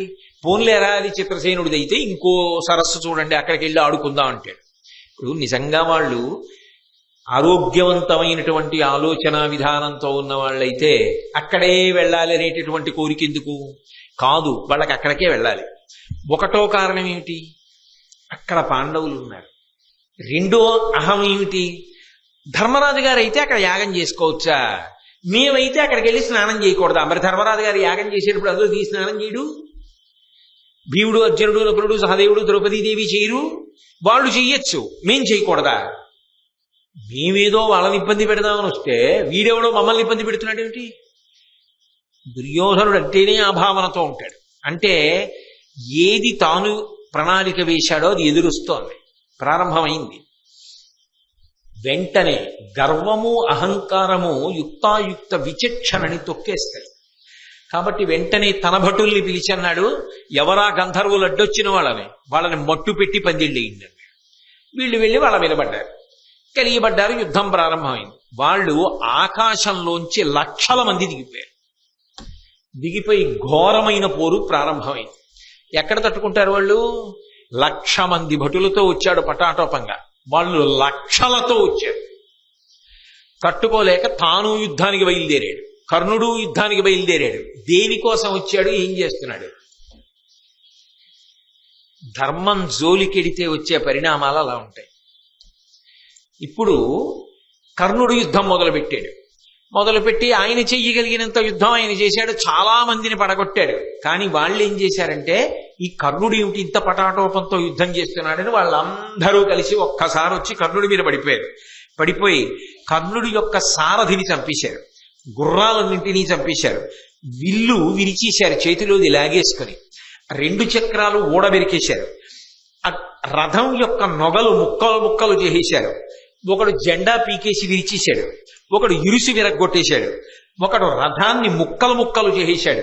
ఇంతమంది వచ్చి పడిపోయారు కర్ణుడి మీద. ఆ కర్ణుడు వీళ్లతో యుద్ధం చేయడం సాధ్యం కాదని అక్కడే వికర్ణుడు ఉంటే ఆ వికర్ణుడి రథం ఎక్కి యుద్ధరంగాన్ని విడిచిపెట్టి పారిపోయాడు. దుర్యోధనుడు మాత్రం తన తమ్ముళ్లతో కలిసి యుద్ధం చేస్తున్నాడు. చిత్రసేనుడన్న గంధర్వరాజు ఇది చూసి ఆ దుర్యోధనుడి దగ్గరికి వెళ్ళి జుత్తు పట్టుకుని రథం మించి ఈడ్చి నేల మీద బారేసి కొంత దూరం ఈడ్చుకుపోయాడు. 2 చేతులు వెనక్కి పెట్టి పెడరెక్కల కింద కట్టేయండిరా వీడి చేతులు అన్నాడు. 2 చేతులు కట్టేసి మామూలుగా కాదు, జుత్తట్టుకుని నేల మీద ఈడ్చుకుపోతున్నాడు. దుర్యోధనుణ్ణే ఇలా ఈడ్చుకుపోతుంటే ఇంకా మిగిలిన వాళ్ళని ఊరుకుంటారా? వాళ్ళందరినీ కట్టేశారు, రాణుల్ని కూడా కట్టేశారు. ఇంతమందిని బంధీకృతుల్ని చేసి ఆకాశంలో ఎత్తుకుపోతున్నారు. వాళ్ళ లోకానికి తీసుకెళ్లిపోయి అక్కడ కారాగారంలో పెడతారు. అందుకని అక్కడికి తీసుకుపోతుంటే ఈ మిగిలిన భటులు సరోవరం దగ్గర ధర్మరాజు గారు ఉన్నాడు, అవతల యాగం చేసుకుంటూ కదా, వీళ్ళందరూ అక్కడికి పరిగెత్తి ధర్మరాజా దుర్యోధనుడిని కట్టి పట్టుకుపోతున్నారు కాబట్టి నువ్వు జోక్యం చేసుకుని కాపాడు అని అడిగారు. వెంటనే దుర్యోధనుడు భీముడి వంక చూశాడు. వెంటనే భీముడు అన్నాడు, కాగల కార్యం గంధర్వులు తీర్చేశాడు. ఇది సామెత అయిపోయింది భారతంలో. చాలా సామెతలు భారతంలోంచి వచ్చాయి. ఆనాడు మనని అరణ్యవాసం అజ్ఞాతవాసానికి పంపించి అరణ్యంలో ఇన్ని కష్టాలు పడేటట్టు చేశాడే, వాడు అసలు ఈ దేశపు కారాగారం కాదు, ఎక్కడి దేశపు కారాగారానికో పోతున్నాడు. అవ్వలసింది అలా అవని. అన్నయ్య యుద్ధానికి వెళ్ళామంతో మనం ఎలాగో చేయలేదు, నువ్వు ఎలాగో చేయనివ్వలేదు, కనీసం వాళ్ళన్నా పట్టుకెడుతున్నారు, మనం ఊరుకుంటే చాలు. ఇప్పుడు మమ్మల్ని వెళ్ళమని మాత్రం అనకు. ఎందుకో తెలుసా, మనం చెయ్యింది వాళ్ళు చేసేసారు, ఊరుకో చాలు అంటే. ధర్మరాజు గారు అన్నాడు, ఒరే బయట వాళ్ళు ఎంతమంది అయినా మన మీదకి యుద్ధానికి రావచ్చు, కానీ మనలో మనం ఎప్పుడూ దెబ్బలాడుకుని అవతల వాళ్ళకి అవకాశం ఇవ్వకూడదు. బయట వాళ్ళు వచ్చి మన మీద పడినప్పుడు మనం 105 మంది సోదరులు. ఒరే దుర్యోధనుడు మన సోదరుడురా, ఆ సోదరుడు అంత ఇబ్బంది పడుతుంటే కాళ్ళు చేతులు కట్టి జుత్తు పట్టి ఈడ్చుకుపోతుంటే రాణులందరినీ బంధించి తీసుకెళ్లిపోతే భటులొచ్చి శరణాగతి చేస్తే రక్షించని నాడు మన యొక్క ప్రజ్ఞాపాఠ వాళ్ళకి అర్థం ఎక్కడుంది, ధర్మం అన్న మాటకు అర్థం ఎక్కడుంది ఇంకా. కాబట్టి ఇలా కూర్చోవడానికి వీల్లేదు. భీముడా, నువ్వు, అర్జునుడు, నకుల సహదేవులు వెంటనే లేచి బయలుదేరి గంధర్వులతో యుద్ధం చేసి దుర్యోధనాదుల్ని విడిపించి తీసుకురండి. అది ఆయన ధర్మం, అది వాళ్ళని ఇప్పుడు కాపాడుతుంది. వెంటనే భీమార్జునులకు మనసులో ఇష్టం ఉండనివ్వండి లేకపోనివ్వండి, కాపక్ష్యంతో వాళ్ళు యుద్ధం చేయరు. వాళ్ళు కూడా చెయ్యాలంటే ఏదో అక్కర్లేని బాణాలు చూడండి, బాణసంచా కాల్చేవాడు ఒకడు తారాతో వేస్తే వాడు అగిపుల్లే వెలిగిస్తాడు. రెండూ బాణసంచా కాల్చడమే. ఇష్టం లేదనుకోండి, తారాతో లాంటి బాణాలు వదిలేసి అగ్గిపుల్లల లాంటి బాణాలు వేసి అన్నయ్య మేము ఓడిపోయామని వచ్చి ఇచ్చు. వాళ్ళు అలా ప్రవర్తించారు. అలా ప్రవర్తించేది శకుని, అలా ప్రవర్తించేది కర్ణుడు, అలా ప్రవర్తించేది దుర్యోధనుడు తప్ప అలా ధర్మరాజు గారు ప్రవర్తించారు. ఆయన ఆజ్ఞాపించిన తరువాత భీమార్జును నకుల సహదేవులు ప్రవర్తించారు. అది ఏది చెయ్యి, సమ్మతి కాని అసమ్మతి కాని త్రికరణ శుద్ధిగా ఉండాలి. సమ్మతితో ఉన్నట్లు నటిస్తూ అసమ్మతితో ఉండద్దు, అసమ్మతి ఉన్నట్లు నటిస్తూ సమ్మతితో ఉండద్దు. ఏదైనా అభిప్రాయము స్పష్టముగా ఉండాలి, నువ్వు చేసేది స్పష్టంగా ఉండాలి తప్ప రెండిటి యందు కాపక్ష్యముతో రుజుత్వం లేకుండా మాత్రం ఉండకూడదు. వెడతామన్నారు, అలాగే వెళ్ళారు. వెళ్ళి గంధర్వులతో యుద్ధం ప్రారంభం చేశారు. భయంకరమైనటువంటి యుద్ధం ప్రారంభమైంది. బళ్ళాస్త్రం, ఆగ్నేయాస్త్రం లాంటి అస్త్రములను అర్జునుడు ప్రయోగించి కొన్ని లక్షల మంది గంధర్వుల్ని పడగొట్టాడు.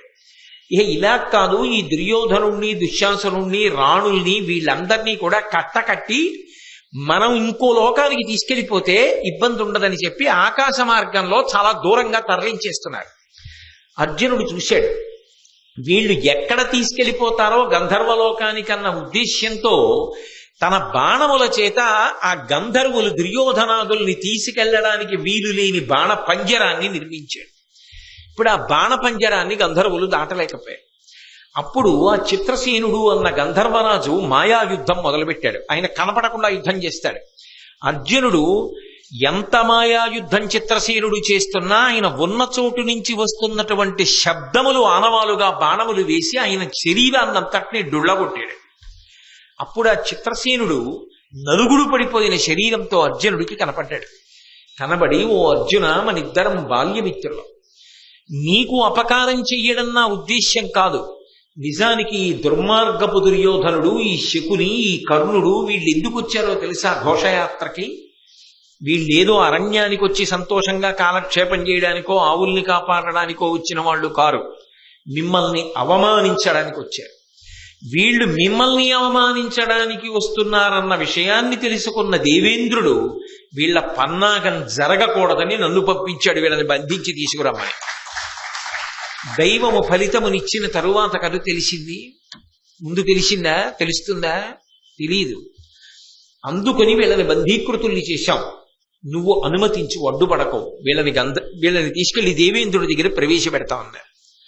అంటే అర్జునుడు అన్నాడు, మా అన్నగారి మాట ఉల్లంఘించడానికి వీల్లేదు, ఆయన ఆజ్ఞ శిరోధార్యం. మహానుభావుడు ధర్మరాజు.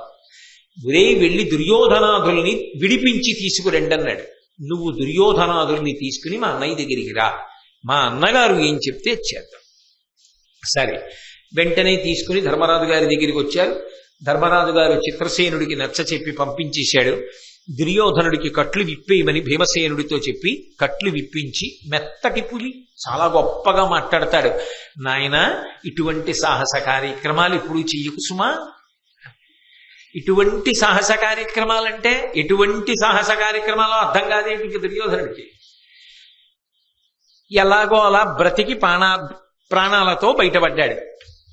ఏ ద్రౌపదీదేవి తన రాణుల్ని చూసి మనసులో పొందాలనుకున్నాడో ఆ రాణులందరి వంక ద్రౌపదీదేవి మా ఆయన పెట్టిన భిక్ష మీ ప్రాణాలు, మీ ఐదోతనం అని చూస్తుండగా వాళ్ళు సిగ్గుపడ్డారు. తాను ఏవేవి అనుకున్నాడో అవన్నీ ఎదురొచ్చాయి. వాళ్ళందరూ బాధపడతారనుకున్నాడు, తను బాధపడ్డాడు. జీవితంలో పొందని అవమానం, అంత భయంకరమైన అవమానం పొందాడు. తిరుగులేదు, అర్జునుడిని చంపేస్తాడనుకున్న కర్ణుడు ఏమయ్యాడు? యుద్ధభూమిని విడిచిపెట్టి వికర్ణుడి రథం ఎక్కి పారిపోయాడు. నిజానికి విజయమో వీరస్వర్గమో వదిలిపెట్టి వెళ్ళిపోవడం సమర్థనీయం కాదు. ఏ కారణం చేత కూడా ప్రాణమే పోయినా యుద్ధం చేయవలసింది యథార్థానికి. కానీ మరి విడిచిపెట్టి వెళ్ళిపోయాడా లేదా? అయినప్పుడు ఇంత జరిగిపోయిన తర్వాత ఏడుస్తూ దిగులు పెట్టుకున్నటువంటి మనస్సుతో శిబిరానికి తిరిగి వచ్చాడు. ఏమీ చెయ్యలేక, ఎవరితో మాట్లాడకుండా, ఎంత పటాటోపంతో, ఎంత అల్లరి చేద్దామని వచ్చాడు. ఎంత పెద్దగా అక్కడ తన యొక్క వైభవాన్ని ప్రకటించాలని వచ్చాడు. అలాంటి వాడు రేపు శిబిరం ఎత్తి హస్తినాపురానికి వెళ్ళిపోవాలి. ఇంకా వెళ్ళిన తర్వాత ధృతరాష్ట్రుడంటే ఊరుకుంటాడేమో, ఊళ్ళో వాళ్ళు వీళ్ళని చూస్తూనే అవు పాపం ఒంటి నిండా దెబ్బలు, బాగా వాచింది కూడాను, ఆ రాణుల ముఖాలు చూడండి ఎలా అయిపోయాయో, జుట్టు పట్టి ఇచ్చేశారట రాజుగారిని అని కథలుగా చెప్పుకుంటారా? చెప్పుకోరా? ఒకడా ఇద్దరా? ఎంతమందిని తీసుకొచ్చాడు? పైగా ఒక్కడే వస్తే ఇంకోలా ఉండరు. ఇది బాగా ప్రచారం చేయడానికి ఎంతమంది అవసరమో అంతమందిని తెచ్చుకున్నాడు. వీళ్ళందరూ వెళ్ళి చెప్పరు. మిగిలిన వాళ్ళు ఏదని అడిగితే వాళ్ళందరూ చచ్చిపోయారంటారు. ఎందుకు చచ్చిపోయారంటే చెప్పరు ఇవన్నీ. మరి కర్ణుడు ఉన్నాడు కదరా మీ దగ్గరంటే, ఇంకెక్కడ కర్ణుడు ఎప్పుడో పారిపోయాడని చెప్పరు. దుర్యోధనుడు ఏం చేశాడంటే ఏం చేయడు, జుత్తటు ఈడ్చుకుపోయారని చెప్పరు. మరి వీళ్ళు ఎలా బతికి వచ్చారంటే ధర్మరాజు గారు కాపాడాడు, అర్జునుడు రక్షించాడని చెప్పరు. ఎవరి ప్రతాపాలు, ఎవరి పౌరుషాలు, ఎవరి గౌరవాలు ప్రచారంలోకి వస్తాయి, ఎవడు అవమానపడుతున్నాడు. ఇవన్నీ ఇంటికెళ్ళాలనేటప్పటికీ తలుచుకు ఎంత బాధ. అటు ఇంటికెళ్ళలేడు. అలాగనే అరణ్యంలోనే ఉండిపోతే ధర్మరాజుకి తనకి ఏమిటి తేడా? ఇది తను వేసుకున్నది, అది ఆయనకి తాను వేసింది. ఇద్దరు అక్కడే కూర్చోవాలంతే. ఇంకా ఆయనకి హాయిగా యజ్ఞం చేస్తాడు, యాగం చేస్తాడు, తపస్సు చేస్తాడు, మంచి మాటలు వింటాడు. ఆయన ధర్మరాజు గారు. అడవిలో ఉన్నా ఎవరైనా వస్తారు, ఈయన అడవిలో ఉన్నా ఎవరు వస్తారు ఆయన దగ్గరికి? కాబట్టి మనసు ఎంత వ్యాకులత పొందుతుంది. శిబిరంలో లోపలికి పోయి ఒక్కడు మంచం మీద పడుకుని ఆలోచిస్తున్నాడు. ఈలోగా ఎక్కడి నుంచి వచ్చాడో కర్ణుడు వచ్చాడు. వచ్చి ఆ ధర్మరాజు ఆ పడుకున్నటువంటి దుర్యోధనుడి దగ్గరికి వెళ్ళాడు. వెళ్ళి ఆ దుర్యోధనుడిని ఉద్దేశించి పరమ సంతోషంతో మాట్లాడాడు.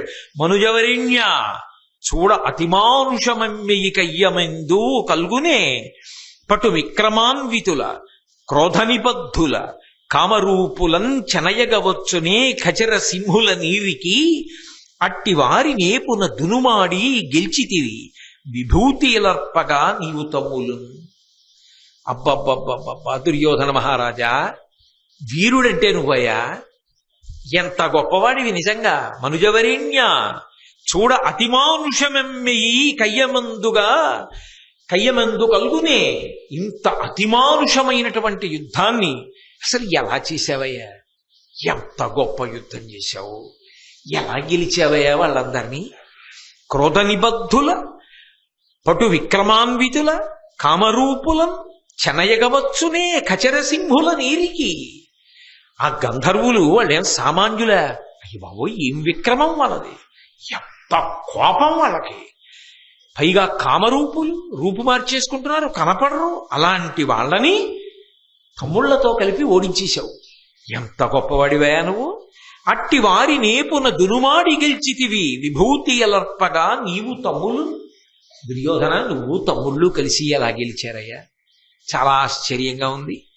అప్పుడు నీవు చూడగా అనంతములై ఖచరేంద్ర సైన్యముల్ కప్పే అనేక సాయక నికాయములన్వడినన్ను నేనును కుప్పలు గోలవేసి రిపుకోటి వధించితి అంతలోన నన్నొప్పరికించే సైన్యతతి ఒక్కడనై రణభూమి నొచ్చితిన్. అసలు నేనే గెలుద్దును దుర్యోధన, కానీ నువ్వు చూసావు కదా ఎంతమందినో పడగొట్టాను గంధర్వుల్ని, కానీ ఏం చేయను మిడతల దండులో వచ్చి మీద పడిపోతే. అసలు ఎవడైనా రథాన్ని విరగొడతాడు, వీళ్ళేమిటి రథం కాదు కదా, రథానికి సంబంధించిన అన్నిటినీ ముక్కలు చేశారు. ఏం చేయని ఇంతమంది చుట్టుముడితే ఒక్కడినైపోయాను. అందుకని ముందు నన్ను నేను రక్షించుకోవాలి. ఆత్మరక్షణం కన్నా మనిషికి కావలసిందే ఉంది. అదే పనిగా యుద్ధభూమిలో వాళ్ళకి ఎదురు తిరిగి చచ్చిపోతే వచ్చేదే ఉంది. ఇవాళ కాకపోతే రేపు పొద్దున్న ఇంకో శుభవార్త వింటాం. అందుకని యుద్ధభూమిని విడిచిపెట్టి వెళ్ళిపోయాను. లేకపోతే విడిచిపెట్టి వెళ్ళేవాడిని కాదు. కానీ ఎంత గొప్ప యుద్ధం చేసావు దుర్యోధన, ఎలా గెలిచావయ్యా వాళ్ళని, ఎలా తిరిగి వచ్చావయ్యా నువ్వు మీ తమ్ముళ్ళు, చాలా ఆశ్చర్యంగా ఉంది అని ఎంతో సంతోషకరమైన ముఖంతో పొగుడుతున్నాడు. ఎలా ఉంటుంది దుర్యోధనుడికి? అసలు పొగుడుతున్నవాడు కర్ణుడు, పైగా తాను గెలవలేదు విడుదల చేయించిన వాడు ధర్మరాజు గారు. ఆయన మాటలు లోపల గుచ్చుకుంటూ ఉంటే కర్ణుడి మాటలు పైన గుచ్చుకుంటున్నాయి. దెబ్బల మీద కారం రాసినట్టు. ఆయన ఏమిటి కర్ణుడు ఇలా మాట్లాడతాడు, నేను గెలిచానంటాడు. నేనెక్కడ గెలిచాను, నా బుర్రా ఓడిపోయి నేను తిరిగి వస్తే అనుకుని, ఓహో వీడు యుద్ధ భూమి విడిచిపెట్టి పారిపోయాడు కదా, వీడికి తెలియదు అనమాట అసలు ఏం జరిగిందో. ఇప్పుడు వస్తున్నాడు మళ్ళీ అంటే ఈలోగా కథ అంతా నడిచిపోయింది. అది నేను గెలిచొచ్చి పడుకున్నాను అనుకుంటున్నాడు. అనుకుని చచ్చినదే పెద్ద చావు అవమానంతో. ఇప్పుడు నేను గెలవలేదయా వాళ్ళు విడిపించారని తన కథ తానే చెప్పడం ఇంకెంత పెద్ద చావు. దుర్యోధనుడు లాంటి వాడి ఎంత అవమానం అది. ఇప్పుడు ఎవరక్కడ అని పిలిచి చెప్పండి ఏం జరిగిందో అంటే ఏం బాగుంటుంది, మళ్ళీ తనే తిరగకుండా. అందుకని తనే చెప్పాలి. అందుకని తలకాయ ఉంచుకుని చాలా తక్కువ కంఠంతో, ఏం గెలవడమయ్యా బాబు, నేనేం గెలవలేదు, ఓడిపోయాను. వాళ్ళు నన్ను జుత్తుపొట్టుకి ఈడిచేశారు, రెక్కలు కట్టేశారు, రాణుల్ని పట్టుకుపోయారు, ఆకాశంలో అంత ఎత్తుకు పట్టుకుపోయి గంధర్వలోకానికి పట్టుకుపోదాం అనుకున్నారు. ఎక్కడి నుంచో మహానుభావుడు ధర్మరాజు గారు పంపిస్తే వచ్చాడయా భీముడు, అర్జునుడు. వాళ్ళు బ్రహ్మాండమైన యుద్ధం చేసేశాడు అర్జునుడు. ఆ చిత్రసేనుడిని డుల్లగొట్టేశాడు, సైన్యాన్నంతటినీ పడగొట్టేశాడు, దివ్యమైనటువంటి అస్త్రములు వేశాడు. వేసి నన్ను తీసుకుని ధర్మరాజు దగ్గరికి వెడితే ధర్మరాజు గారు నచ్చ చెప్పి విడిపించి ఆఖరణం మాట అన్నాడయా, ఇలాంటి సాహసాలు ఎప్పుడు చేయకన్నాడు. అలాగేనని చెప్పి వచ్చాను, నువ్వేమో ఇప్పుడు వచ్చావు కర్ణ అన్నాడు. అన్నీ బానే ఉన్నాయి, కానీ అర్జునుడు గెలిచాడన్న మాట కర్ణుడికి ఎలా ఉంటుంది? అసలు బయలుదేరింది ఎందుకు 13 ఏళ్ళు ఆగలేక? అర్జునుడితో యుద్ధం చేద్దామని కదా. 2 మాటలు అర్జునుడితో యుద్ధం చేసి ఓడిపోయాడు. ఇప్పుడు మరీ దారుణం, అర్జునుడితో యుద్ధం చేసి ఓడిపోవడం కాదు, ఎవరితో తాను యుద్ధం చెయ్యలేక ఓడిపోయాడో వాళ్ళని అర్జునుడు గెలిచి తన వాళ్ళని విడిపించాడు. ఇప్పుడు ఇది మరీ బాధాకరమైన విషయం కాదు. కానీ అబ్బా అలా జరిగిందా, సమయానికి నేను లేకపోయాను, నిజమే నేను ఓడిపోయాను అన్నాడు అనుకోండి కర్ణుడు. ఈ కర్ణుడిని నమ్ముకుని బయలుదేరుతున్నాం, వీడు రేపు పొద్దున భారత యుద్ధం జరిగిన ఇంతే కదా, వీడు గెలవలేని వాళ్ళని అర్జునుడు గెలిచేశాడు అంటే వీడు అర్జునుడిని గెలుస్తాడా? గెలవడు కదా. ఈ మిత్రుడు గెలవలేడు. గెలవనప్పుడు ప్రమాదం ముంచుకొస్తుంది కదా అని అనుకోడు దుర్యోధనుడు. అలా అనుకుంటే యుద్ధం జరుగుతుందా? ఇంకా యుద్ధం జరగకపోతే మళ్ళీ తనకి ఎన్ని మాటలు పోనివ్వండి, మళ్ళీ అర్జునుడి మీదకి వెళ్ళాలి. ఏమిటో ఆ మాత్సర్యానికి అంతు లేదంతే కర్ణుడికి. ఇంకా ఎలాగైనా మళ్ళీ యుద్ధానికి వెళ్ళి నేను అర్జునుడిని చంపేస్తానంటాడు. కాబట్టి యుద్ధానికి దారులు మూసుకుంటాయి. మూసుకోకూడదు. మూసుకోకూడదంటే దానికి వక్రభాష్యం చెప్పాడు. ఆయన అన్నాడు, ఎందుకు ఏడుస్తున్నావు, అసలు దేనికి బాధపడుతున్నావు నాకు అర్థం కాలేదు. పాండవులు రక్షించారని బాధపడుతున్నావు అంతే కదా, అది వాళ్ళు చెయ్యవలసిన పని. ఎందుకని? అసలు వాళ్ళు ద్వైతవనంలో సంతోషంగా ఎలా బతికుండగలుగుతున్నారు? అరణ్యంలో నువ్వు సార్వభౌముడవై తిరుగులేని రీతిలో ధర్మాన్ని నిలబెట్టి రాజ్యాన్ని ఏలుతున్నావు. అరణ్యంలో కూడా ఎవడు ఒకడిని ఒకడు చెనకడానికి వీల్లేదు. నీ పరిపాలన అటువంటిది. అందుకే అరణ్యంలో ఉన్న 5గురిని కాని ద్రౌపదీదేవిని కాని ఎవ్వరూ ఏ ఇబ్బంది కల్పించట్లేదు. ఎందుకని? వాళ్ళకి భయపడి కాదు. ప్రభువుకి తెలిస్తే ఇంకేమైనా ఉందా? ప్రభువు అధర్మం ఒప్పుకుంటాడా? రాజ్యమంతటా న్యాయం ఉండాలి, రాజ్యమంతటా ధర్మం ఉండాలి. అది అరణ్యంలోనైనా సరే తప్పు చేస్తే నువ్వు ఒప్పుకోవని ఎవ్వరు అడుగు ముందుకెయ్యరు. అందువల్ల వాళ్ళు ప్రశాంతంగా బతకగలుగుతున్నారు. అది నీ గొప్పతనమేగా. ఇక అలా బ్రతుకుతున్న వాడు నీ దేశంలో ప్రజల కింద లెక్కకొస్తారు. ఇప్పుడు వాళ్ళు ఏం చేయాలి? ప్రభువు మాన మర్యాదలు కాపాడాలి. కాబట్టి ఇప్పుడు వాళ్ళ అదృష్టం పండింది, నిన్ను కాపాడుకోగలిగారు. నువ్వు భిక్ష పెడితే, నువ్వు రాజ్య పరిపాలన ఇంత బాగా చెయ్యగలిగితే క్షేమంగా ఉన్న పాండవులు ఇన్నాళ్ళకి నీ క్షేమానికి ఒక చిన్న కార్యం చేసి పెట్టారు. అది వాళ్ళ గొప్ప ఏమిటి? అది వాళ్ళ కర్తవ్యం. అసలు అలా వాళ్ళు ఉండగలిగారంటే నీ వల్లే. కాబట్టి ఇప్పుడు నీకేమర్థం అవ్వాలి? నీ వలనే వాళ్ళు అలా ఉండగలిగారు అని అర్థం అవ్వాలి. కాబట్టి నువ్వు సంతోషించవలసిన విషయం. ఏమైనా అర్థం ఉందా? ఎందుకు ఇంత తాపత్రయం అంటే, నువ్వెందుకు వెళ్ళిపోయావు అన్న మాట రాకూడదు. అందుకని పాండవులు గొప్ప చేశారనుకో, అసలు వాళ్ళు చేయడానికి కారణం నువ్వంత ధైర్యంగా అలా ఎందుకు పరిపాలిస్తున్నావు? నీ వెనక నేను కింద పడ్డా పైనున్నానన్నవాడిని ఇంకెవరేం చేయగలరండి? పోనీ అక్కడతో ఊరుకోలేదు. రాజ్యంలో ఉన్నటువంటి మిగిలిన జనులకే అటువంటి కర్తవ్యం ఉంటే, దుర్యోధన మహారాజా, పాండవులకు ఆ కర్తవ్యం ద్విగుణీకృతంగా ఉంది. ఎందుకో తెలుసా? వాళ్ళు నీకు దాసులు. నువ్వు జూదంలో వాళ్ళని గెలిచావు. దాసులు ఏం చెయ్యాలి? తమ యొక్క ప్రభువుని కాపాడుకోవాలి. కాబట్టి ఇప్పుడు నీ దాసులు ఏం చేశారు? తమ ప్రభువుని కాపాడుకున్నారు. ఇందులో పాండవుల గొప్ప ఏముంది? వాళ్ళు చెయ్యవలసింది చేశారు. ఇది చేయలేకపోతే తప్పు. మరి తను చేయింది అంటే తనది తప్పు కాదు. ఎందుకో తెలుసా? యుద్ధంలోకి వెళ్ళి ప్రాణం పోగొట్టేసుకోవాలా? ప్రాణమే పోగొట్టుకోక్కర్లేదు. యుద్ధంలో ఓడిపోయినప్పుడు యుద్ధ భూమిని విడిచిపెట్టి వెళ్ళిపోయారు. అదో మర్యాద, అదో గౌరవం. యుద్ధంలో అలా చేస్తారు కాబట్టి వెళ్ళారు. ఇప్పుడు వచ్చానే, అప్పటికి నువ్వు అలాగే ఉంటే ఇప్పుడు మళ్ళీ చేద్దాం యుద్ధం, అది దాని అర్థం. కానీ ఇప్పుడు నేను వచ్చేటప్పటికి ఏమైంది? వాళ్ళు రక్షించేశారు, వాళ్ళు ఓడించేశారు. వాళ్ళు ఓడించేశారంటే అది వాళ్ళ గొప్ప ఏమిటి? నీ పరిపాలన. రెండు, అది వాళ్ళ కర్తవ్యం. దాసులు లేకపోతే ధర్మం పోతుంది. ధర్మరాజు గారికి ఇష్టం, అందుకు చేశాడు, తన పంతం చేశాడు.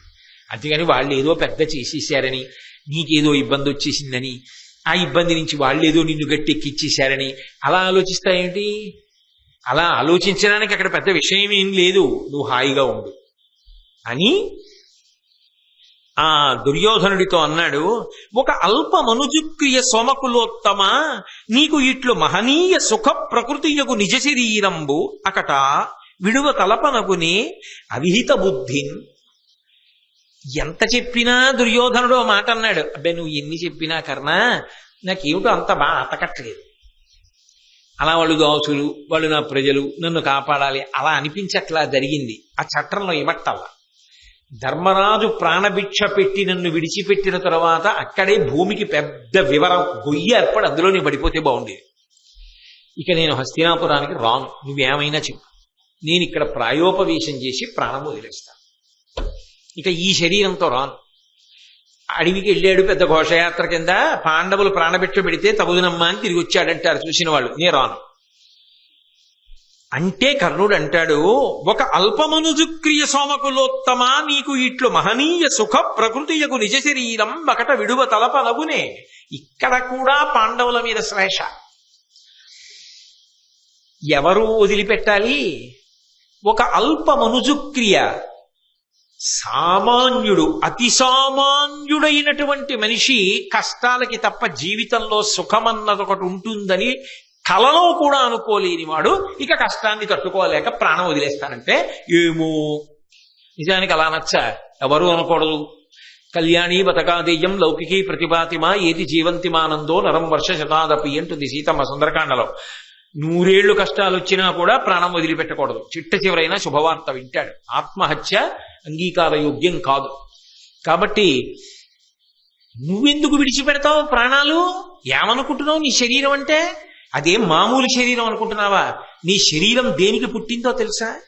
నీ శరీరం పుట్టింది అసలు నీకు ఇట్లు మహనీయ సుఖ ప్రకృతియకు నిజ శరీరంబు, అపారమైన సుఖాలు భోగాలు పొందడానికి వచ్చింది ఆ శరీరం. అందుకే నువ్వు అలా పుట్టావు. అంటే దాని అర్థం ఏంటి? వాళ్ళు తగిలించుకుందామన్నా భోగాలు సుఖాలు రాజ్యాలు గెలిచినా రాజసూయం చేసినా కష్టాల కోసం పుట్టిన శరీరాలవి, అందుకే అడిగికి పోయాయి. నీ శరీరం అలా కష్టాలు పడేది కాదు, అందుకే కారాగారానికి తీసుకెడదామని వాడనుకున్నాను, మళ్ళీ తిరిగి ఇలా వచ్చేసి. చూసావా? అంటే దైవం ఏం చెప్తోంది? సర్వదా సుఖపడడానికి వచ్చిన వాడివి నువ్వు బాధపడ్డాన్ని నేను అంగీకరించానని దైవము నిన్ను రక్షించినట్టయిందా కాదా? అయ్య బాబోయ్, ఇంతకన్నా వితండవాదన ఉంటుందండి లోకంలో. అవతలవాడికి ఏదైనా కొంచెం ఊరట కల్పించవచ్చేమో కానీ అప్పుడు కూడా పాండవులు కూడా అన్వయం అయ్యేటట్టుగా శ్లేష పెట్టి మాట్లాడడమే. కాబట్టి భోగం కోసం సుఖం కోసం వచ్చిన శరీరం దాన్ని వదిలిపెట్టేస్తానంటావేమిటి? అకట విడువ తలపనగునే అవిహిత బుద్ధిన్. విహితం ఏదో ఏది చెయ్యాలో తెలుసుకోకుండా చిన్న కష్టం వచ్చేటప్పటికి తట్టుకోలేని క్రమశిక్షణ లేని బుద్ధితో ఇలాంటి ఆలోచనలు చేస్తావేమిటి? శోకమగ్నుండవగు నిన్ను చూచి బెగడి అధిపా నీ తమ్ములను నేను అధిక దుఃఖ వహ్ని పాల్పడమయ్యా మా వలన కరుణ కలిగి తీర్పవే ఇందర కౌరవేంద్ర. నువ్వు ఇలా శోకంతో అలమటించిపోతుంటే, ఇలా బాధపడిపోతుంటే, ఇలా సిగ్గుతో కుంచుకుపోయి లోపల గదిలోకి వెళ్ళిపోయి అలా మంచం మీద పడుకుని హస్తినాపురానికి వస్తానన్నావు, ఇక్కడ ఉంటానన్నావు, ఎవరితో మాట్లాడవు, ముఖమంతా ఎర్రగా అయిపోయి చీ చీ అంటూ నిద్రపోకుండా అడు తిరిగి ఇటు తిరిగి బాధపడిపోతుంటే నేను సంతోషంగా ఉంటానా? నీ తమ్ముళ్ళు సంతోషంగా ఉంటారా? ఎవరు సంతోషంగా ఉంటారు చెప్పు? కాబట్టి మనసు మళ్లించుకో, రా హస్తినాపురానికి. బోలెడన్ని సుఖాలు ఎదురున్నాయి నీకు. హస్తినాపురానికి వెడితే మళ్ళీ ఈ శరీరంతో ఎన్ని భోగాలు పొందొచ్చు. అసలు ఆ శరీరం ఉండడానికి కారణం ఎవరయ్యాడు? ఇప్పుడు ఆ భోగాలన్నీ ఎవరి భిక్ష? ధర్మరాజు గారి భిక్ష. అది గుర్తొస్తోంది దుర్యోధనుడికి. ఈయన హస్తినాపురానికి రమ్మంటాడు. అందుకని కర్ణుడు ఎన్ని చెప్పినా వెళ్ళడానికి దుర్యోధనుడు ఇష్టపడ్డ. ప్రదోషవేళయింది. స్నానం చేసి తాను నిర్వర్తించవలసినటువంటి విహిత కర్మలను పూర్తి చేసుకుని ప్రాయోపవేశానికి కూర్చున్నాడు. సమాధివిష్టుడై దర్భాసనం వేసుకుని కూర్చునున్నాడు. మాట మంతి లేదు.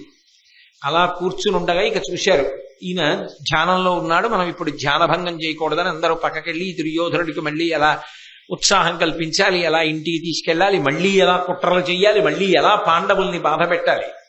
పాండవులు బాధపడితే తప్ప ఈయన సంతోషపడ్డావు, ఏం చెయ్యాలి అని బయట నిలబడి అందరూ మాట్లాడుకుంటున్నారు. ఈలోగా అక్కడ కనపడని వాళ్ళు ఒకళ్ళు బాధపడ్డారు. ఎవరు వాళ్ళంటే రాక్షసులు. వాళ్ళు పాతాళ లోకంలో ఉంటారు. వాళ్ళందరూ అత్యవసర సమావేశం ఒకటి నిర్వహించారు. ఒరే, దుర్యోధనుడు ప్రాయోపవేశం చేశాడు, అవమాన భారంతో ఉన్నాడు, హస్తినాపురానికి వెళ్లే ఉద్దేశ్యంతో లేడు.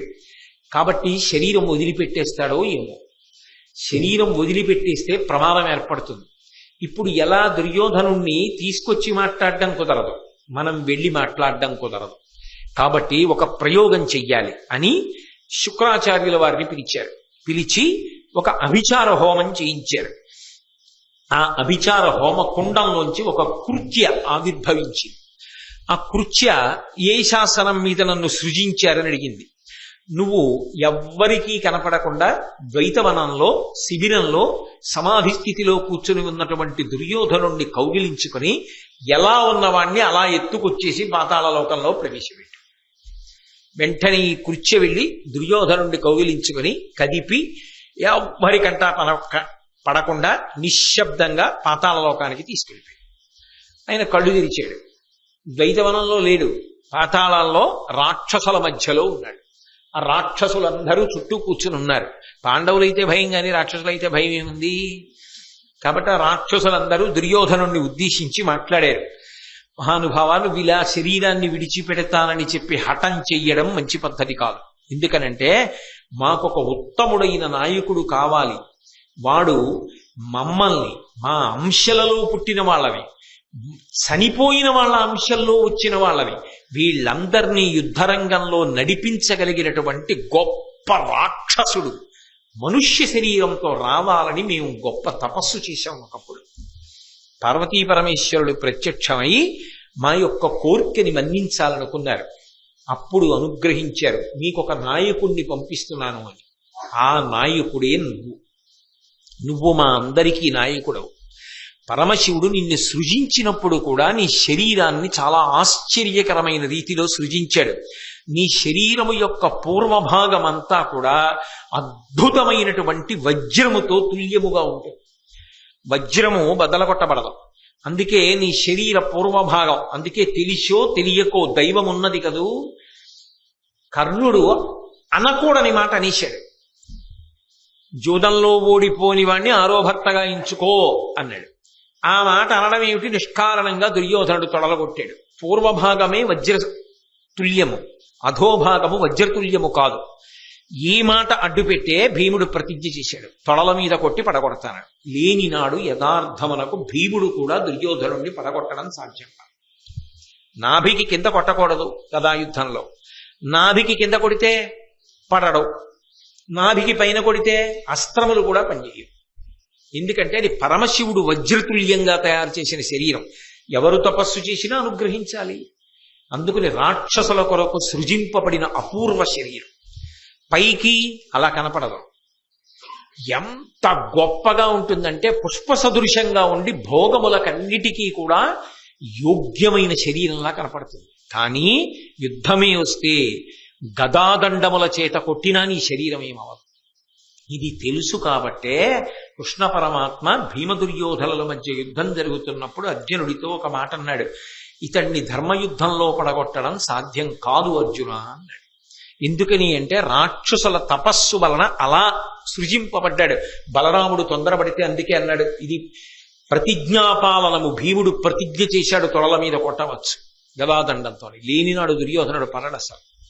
కాబట్టి అంత గొప్ప శరీరాన్ని. అంతేకాదు, మేమందరం కూడా నీ ఆజ్ఞ కోసమే ఎదురు చూస్తున్నాం. నీకు తెలియని కొన్ని అద్భుతమైన రహస్యాలు చెప్తాను దుర్యోధన, జాగ్రత్తగా విను. ఇత పూర్వం చనిపోయినటువంటి రాక్షసులు కూడా వాళ్ళ వాళ్ళ అంశలను ప్రవేశపెట్టడానికి సిద్ధంగా ఉన్నారు. నరకాసురుడు ఎంతటి దుర్మార్గుడో నీకు తెలుసు. అటువంటి నరకాసురుడు కృష్ణుడి చేత వధింపబడ్డాడు. ఆ నరకాసురుడి యొక్క అంశ కర్ణుడిలోకి ప్రవేశిస్తోంది. కాబట్టి ఇప్పుడు ఆ కర్ణుడు తన బాణప్రయోగం చేత తాను చెయ్యవలసిన వధ చేత కృష్ణ అని పేరున్న ఇద్దరిని ఏకకాలంలో బాధపెట్టాలి. అర్జునుడిని చంపుతాడు. అర్జునుడికి కృష్ణ అని పేరుంది. అర్జున పల్గుణ పార్థ కిరీటి శ్వేతవాహన బీభత్సో విజయ కృష్ణ సవ్యసాచి ధనంజయ, ఆయనకి పేర్లు ఉన్నాయిగా. కృష్ణ ద్రౌపది పేరు, కృష్ణ అర్జునుడి పేరు, కృష్ణ కృష్ణుడి పేరు, కృష్ణ ద్వైపాయనుడు అని ఆయన పేరు. వ్యాసుడి పేరులో కూడా కృష్ణద్వైపాయనుడు అన్న పేరు ఆయనకి కలిసింది, కృష్ణ శబ్దం కలిసింది. కాబట్టి నన్ను నరకాసురుణ్ణి చంపినటువంటి కృష్ణుడు ఎవరున్నాడో ఆ కృష్ణుడు అర్జునుడు మరణిస్తే బాధపడతాడు. ఆ అర్జునుణ్ణి చంపడానికి కావలసిన దివ్యశక్తి నరకాసురుని యొక్క ఆత్మలోంచి ఇప్పుడు కర్ణుడిలోకి ప్రవేశిస్తుంది. కాబట్టి ద్విగుణీకృత ఉత్సాహంతో కర్ణుడు అర్జునుణ్ణి పడగొడతాడు. అర్జునుణ్ణి పడగొట్టేసిన తర్వాత కృష్ణుడు తట్టుకోలేడు. ఇవన్నీ జరగబోతున్నాయి. ఈ రాక్షసాంశలన్నీ భూమి మీదకి వచ్చాయి. ఇప్పటికే లక్షల కోట్ల రాక్షసులు సంశప్తకులు అనబడేటటువంటి పేరుతో భూమి మీద పుట్టి ఉన్నారు. వాళ్ళందరూ కూడా జరగబోయేటటువంటి భారత యుద్ధంలో నీ పక్షాన యుద్ధం చేస్తారు. వీళ్ళందరితో యుద్ధం చెయ్యడం అంత తేలిక విషయం కాదు అర్జునుడికి. కాబట్టి గెలుపు నీదే. ఎదర బ్రహ్మాండమైన గెలుపు కోసం నీకు తెలియదు. నీకోసం కొన్ని కోట్ల మంది రాక్షసులు అనేకమైన రూపాలతో ఉన్నారు. వీళ్ళందరూ భారత యుద్ధంలో నీ వెనక నిలబడతారు. అప్పుడు విజయాన్ని సాధిద్దువుగానివి. ఇప్పుడేదో ధర్మరాజు గారు నిన్ను విడిపించాడని ప్రాయోపవేశం చేసి ప్రాణం వదిలేస్తానంటావేమిటి? అసలు చేసుకోవలసిన పండగ ముందు. దానికి నువ్వు సంతోషంగా ఉండాలి తప్ప నువ్వు ప్రాయోపవేశం చేసి శరీరం వదిలేస్తే మేమందరం పార్వతీ పరమేశ్వరుల గురించి తపస్సు చేసి అద్భుతమైనటువంటి నాయకుడిని ఇమ్మని అడిగి పూర్వభాగం అంతా వజ్ర సదృశమైన శరీరం కలిగినటువంటి నిన్ను నాయకుడిగా సృజింప చేసి సంతోషించడం మాకెందుకు చెల్లుతుంది? కాబట్టి నువ్వు ప్రాణములతో ఉండాలి. కాబట్టి ఏ విధమైన బాధ పొందవద్దు. ఏమీ తెలియని వాళ్ళ హస్తినాపురానికి వెళ్ళిపో. ఎవరు ఏమను నువ్వు పట్టించుకో. వాళ్ళకి తెలియదు అసలు రహస్యం అనుకుని వేసుకోండి. ఎంత ఆనందపడిపోయాడు. అబ్బా, నాకు తెలియదు ఇంతమంది రాక్షసులు ఉన్నారా నా గురించి. అప్పుడైనా ఒక ఆలోచన రావాలి కదూ. ఇంతమంది రాక్షసుల్ని ఇంత అధర్మాన్ని వెనక పెట్టుకుంటే ముందు ధర్మం నిలబడిన తరువాత నిలబడుతుందా? పర్వతమంత దూది కుప్ప వేసి అవతల ఉన్నది చిన్న నిరుసే కదండి, చిన్న నిప్పు కడికే కదా, నా దగ్గర దూది పర్వతం ఉంది కదా అంటే దాంట్లోకి పెద్ద దావాగ్ని పడాలా? నిప్పు నిరుసు చాలదు దూది పర్వతంలో పడిన తర్వాత కాల్చేయడానికి. ఇది దూది పర్వతం అధర్మం వల్ల, అది నిరుసు ధర్మం వల్ల. అది నిరుసైనా దీన్ని కాల్చేస్తుంది. ఎందుకని అంటే ఇది దూది పర్వతం, ఇది అధర్మం. అప్పుడైనా తెలుసుకోవాలి కదా.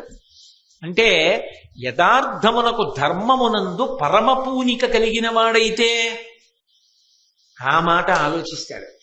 అసలు ఆ పూనిక ఎక్కడుంది? లేదుగా. అందుకే తాపత్యమునకు పరాకాష్ఠ ఏమిటో తెలుసా? ఆయన ఇవన్నీ విని అనుకున్నాడు, ఇది కర్ణుడికి కూడా చెప్పద్దు. ఎందుకు చెప్పకూడదు అంటే, ఓహో నేను ఇందుకే పుట్టాను, నా వెనక ఉండే వాళ్ళందరూ రాక్షసులే అన్న భావన కలగకూడదు.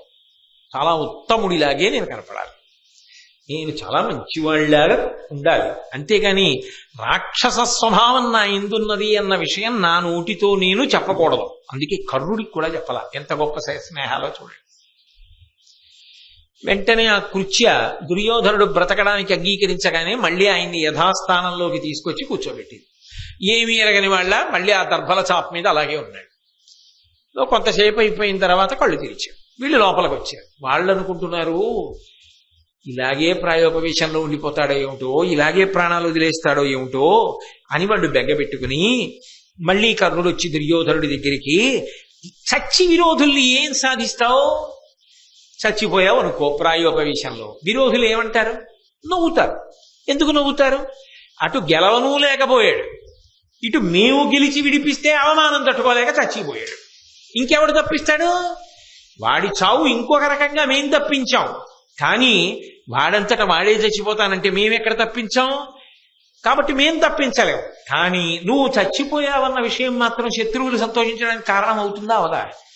అంటే చచ్చైన శత్రువుల్ని సంతోషపెడతావా చెప్పు? ఒక్కనాటికి పెట్టడు. ఒక్కొక్కడి తీరు ఎలా ఉంటుందంటే, ఓ 10 రూపాయలు అప్పు ఇవ్వండి, ఇవ్వకపోవచ్చు. కాస్త పంచదార ఇవ్వండి, ఇవ్వకపోవచ్చు. మీ పాత బట్ట ఏమైనా ఉంటే ఇవ్వండి, ఇవ్వకపోవచ్చు. ఏమంటే 4 రోజులు హాయిగా ఒళ్ళు వేడిగా ఉంటే పడుకోవాలనుంది, జ్వరం వచ్చిందంటే ఎవడూ నా జౌలికి రాడు కదా, అందులో 4 రోజులు జ్వరం వస్తే బాగుండనుంది. ఇంకా నాకు జ్వరం రావట్లేదు, మీకు జ్వరం వచ్చింది కదా, మీకు జ్వరం తగ్గితే పనులు చేసుకుంటానంటున్నారు కదా, ఒక్క 4 రోజులు మీ జ్వరం నాకు ఇచ్చేయండి అంటే, నా జ్వరం నేను దిగిస్తాను అంటాడు. నా అన్నది జ్వరం కూడా ఇవ్వడవాడు. అలా దుర్యోధనుడు ఏమిటంటే చచ్చి కూడా పాండవులు సంతోషించడానికి వీల్లేదు. అందుకు ప్రయోగించాడు కర్ణుడు ఈ మాట. ఆ పిచ్చి కర్ణుడికి తెలియదు, ఆ కూర్చున్నవాడు ఎప్పుడో పాతాళానికి వెళ్ళొచ్చేసాడు, వాడేమి ఇప్పుడు చచ్చిపోవడానికి సిద్ధంగా లేడు. అందుకు మాట్లాడుతున్నాడు. అక్కడికి వెళ్ళొచ్చానని దుర్యోధనుడు చెప్పడం, కానీ చచ్చిపోయే వాళ్లే నటిస్తున్నాడు ఇప్పుడు.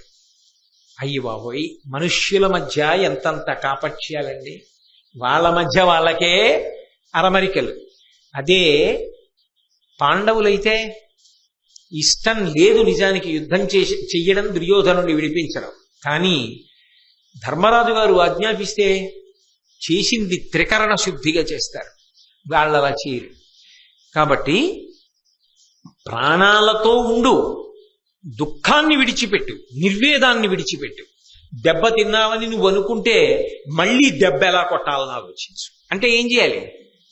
మళ్ళీ ఏదో యుద్ధం చేయాలి. నేనున్నానుగా వెనకాల. ఎప్పుడూ ఆ మాట అనడానికి సిద్ధంగా ఉంటాడుగా. ఏమిటి నీ బాధ?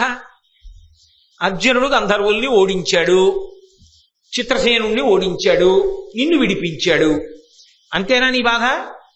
ఆ అర్జునుణ్ణి యుద్ధంలోనే చంపేస్తా, చాలా. నేను పూర్వం మాటగా చెప్పా, నువ్వు నమ్మవు. ఎందుకని? ఇప్పుడు కర్ణుడి మనసులో ఒక దిగులుంది. ఇప్పుడు దుర్యోధనుడి మాట అలా ఉంచండి, తన ప్రతిష్ఠ చితికిపోయింది కదా. కర్ణుడి మాట వింటాడు, కర్ణుడి మాట వింటాడు. వెళ్ళగానే ముందు పెద్ద ఆయన భీష్ముడు ఏమంటాడు? వీడిని నమ్మిళ్ళే ఏం చేసాడు వీడు అంటాడా? అందుకని మళ్ళీ కూడా తీసుకోవాలి. దుర్యోధనుడికి మనం గెలవగలమన్న నమ్మకాన్ని నిలబెట్టాలి. నిలబడితే తప్ప యుద్ధం జరగదు. అనుమానం ఉండిపోయింది అనుకోండి, వీడు ఓడిపోయాడు, అర్జునుడు గెలిచాడు కదా, వీడిని నమ్మి ఎలా పెడతామన్నాడు అనుకోండి, యుద్ధం జరగదు. యుద్ధం జరగకపోతే తాను అర్జునుడితో యుద్ధం చేయడం కుదరదు. జరగాలంటే యుద్ధం నమ్మకం ఉండాలి దుర్యోధనుడికి. దుర్యోధనుడి నమ్మకం నిలబెట్టుకోవాలంటే ఇప్పుడు మామూలు మాట కాదు, శపథం చేయాలి. ఎలాగో దానికి సిద్ధమేగా అర్జునుడిని చంపుతానని. అందుకని అన్నాడు, మది అర్జును చూచి భయం బొద వినయది నీకు వాని ఉగ్రరణమునన్ 14 జయించదా ఆయుధమంటి ప్రతినశేసి నదిపా.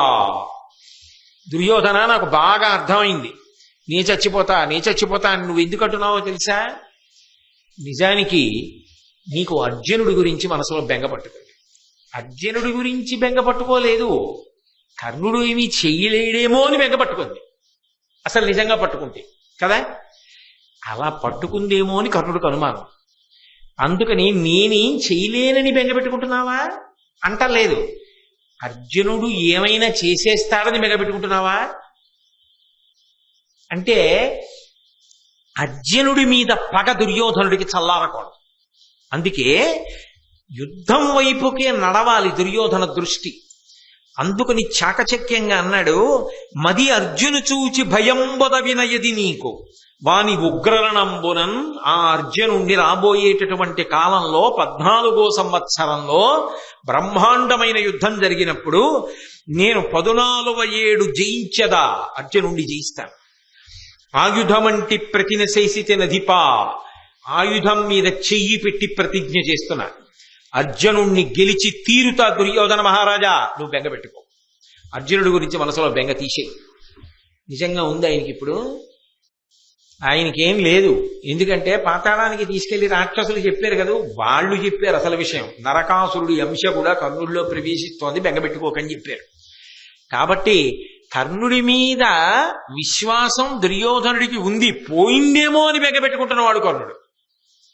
అందుకని ఓ ప్రతిజ్ఞ కూడా చేసి అనుకుంటున్నాడు, ఇప్పుడు దుర్యోధనుడు నన్ను నమ్మాడు, ప్రతిజ్ఞ కూడా చేశాను కదా, కాబట్టి అర్జునుణ్ణి కొట్టి తీరుతాననుకుంటున్నాడు. ఇప్పుడంటే యుద్ధం చేయలేకపోవడానికి కారణం అంతమంది వచ్చి మీద పడిపోతారా మరీ అన్యాయంగా. అందుకని రథం కూడా విరిచేస్తే ఏం చేయనండి, వెళ్ళిపోయాను. మళ్ళీ వచ్చాను కదా, అప్పటికేమో ఈయన్ని పట్టుకోవడం, కట్టేయడం, తీసుకెళ్ళిపోవడం, వదిలిపెట్టేయడం అయిపోయింది. ఇంక నేనేం చేయను అని ఏదో సమర్థించుకోవడానికి అవకాశం. నిజంగా లోపల ఎవడంతరాత్మక వాడికి తెలియదు. కానీ ఇంకొక అవకాశం అలా నేను ప్రతిజ్ఞ చేశాను అనేటప్పటికీ దుర్యోధనుడు లోపల ఇంకా సంతోషించాడు. ఆహా, పాతాళానికి తీసుకెళ్లి రాక్షసులు చెప్పారు, నేను అది కర్ణుడికి చెప్పలేదు, కానీ కర్ణుడి శపథం కూడా చేశాడు, కాబట్టి పాండవుల్ని చంపేస్తాం. ఆయన వెర్రి అయింది, ఈయన వెర్రి అయింది. కాబట్టి ఇప్పుడు అందరూ సంతోషంగానే ఉన్నారు. కాబట్టి ఇప్పుడు రాక్షసులు చెప్పారుగా, హాయిగా వెళ్ళిపో హస్తినాపురానికి. ఏమంటారు అందరూ? వీళ్ళు అక్కడ ఓడిపోయి ఇచ్చాడంటారు. వాళ్ళకేం తెలుసు, ఎదరు నువ్వు గెలవబోతున్నావు, నీకోసం ఇంతమంది రాక్షసులు పుట్టారని. కాబట్టి వాళ్ళకేం చెప్పకు, ఓ నవ్వు నవ్వేయంతే, ఊరుకో. నీకు తెలుసుగా ఎదర గెలిపి నీదేనని, వాళ్ళందరూ వెళ్ళిపోతారని. కాబట్టి ఆయన సంతోషంగా ఉన్నాడు. కర్ణుడు, దుర్యోధనుడు, సరేలేమయ్యా నీ మాట ఎందుకు కాదంటాను, నువ్వు నా ప్రాణమిత్రుడివి, ఇంత చెప్తున్నావు కదా, హస్తినాపురానికి వచ్చేస్తానన్నాడు కర్ణుడిని ఇంకా దగ్గరికి తీసుకోవడానికి. కర్ణుడు, చూసావా దుర్యోధనుడి పుటలో పెట్టగలిగాను, నా మాట మీద నమ్మకం ఉంది, పర్వాలేదు, ఓడిపోయినా ఈ పూడి కొంచుకోగలిగాను ప్రతిజ్ఞ చేయడం వల్ల. కాబట్టి కురుపాండవుల మధ్య సఖ్యత కుదరదు, యుద్ధమే జరుగుతుందిలే. కర్ణుడు సంతోషంగా ఉన్నాడు. అమ్మయ్య ఏదో మొత్తానికి ఇంటికి వస్తున్నాడని రాణులు పరివారం అంతా సంతోషంగా ఉన్నారు. మనం ధర్మం తప్పలేదు, ధర్మరాజు గారు సంతోషంగా ఉన్నాడు. ఇంతమంది సంతోషంగా ఉన్న తర్వాత అలా ఒక్క రాత్రైనా ఉండనివ్వండి, ఇప్పుడే మిగిలిన ప్రవచనం ఎందుకు, రేపు 7 గంటలకు కలుసుకున్నప్పుడు మిగిలింది చెప్పుకుందాం. మంగళాశాసన పరై పదాచార్య పురోగమై సర్వైశ్చ పూర్వైరాచార్యై సత్కృతాయాస్తు మంగళం. మంగళం కోసలేంద్రాయ మహనీయ గుణాత్మనే చక్రవర్తి తనూజాయ సర్వ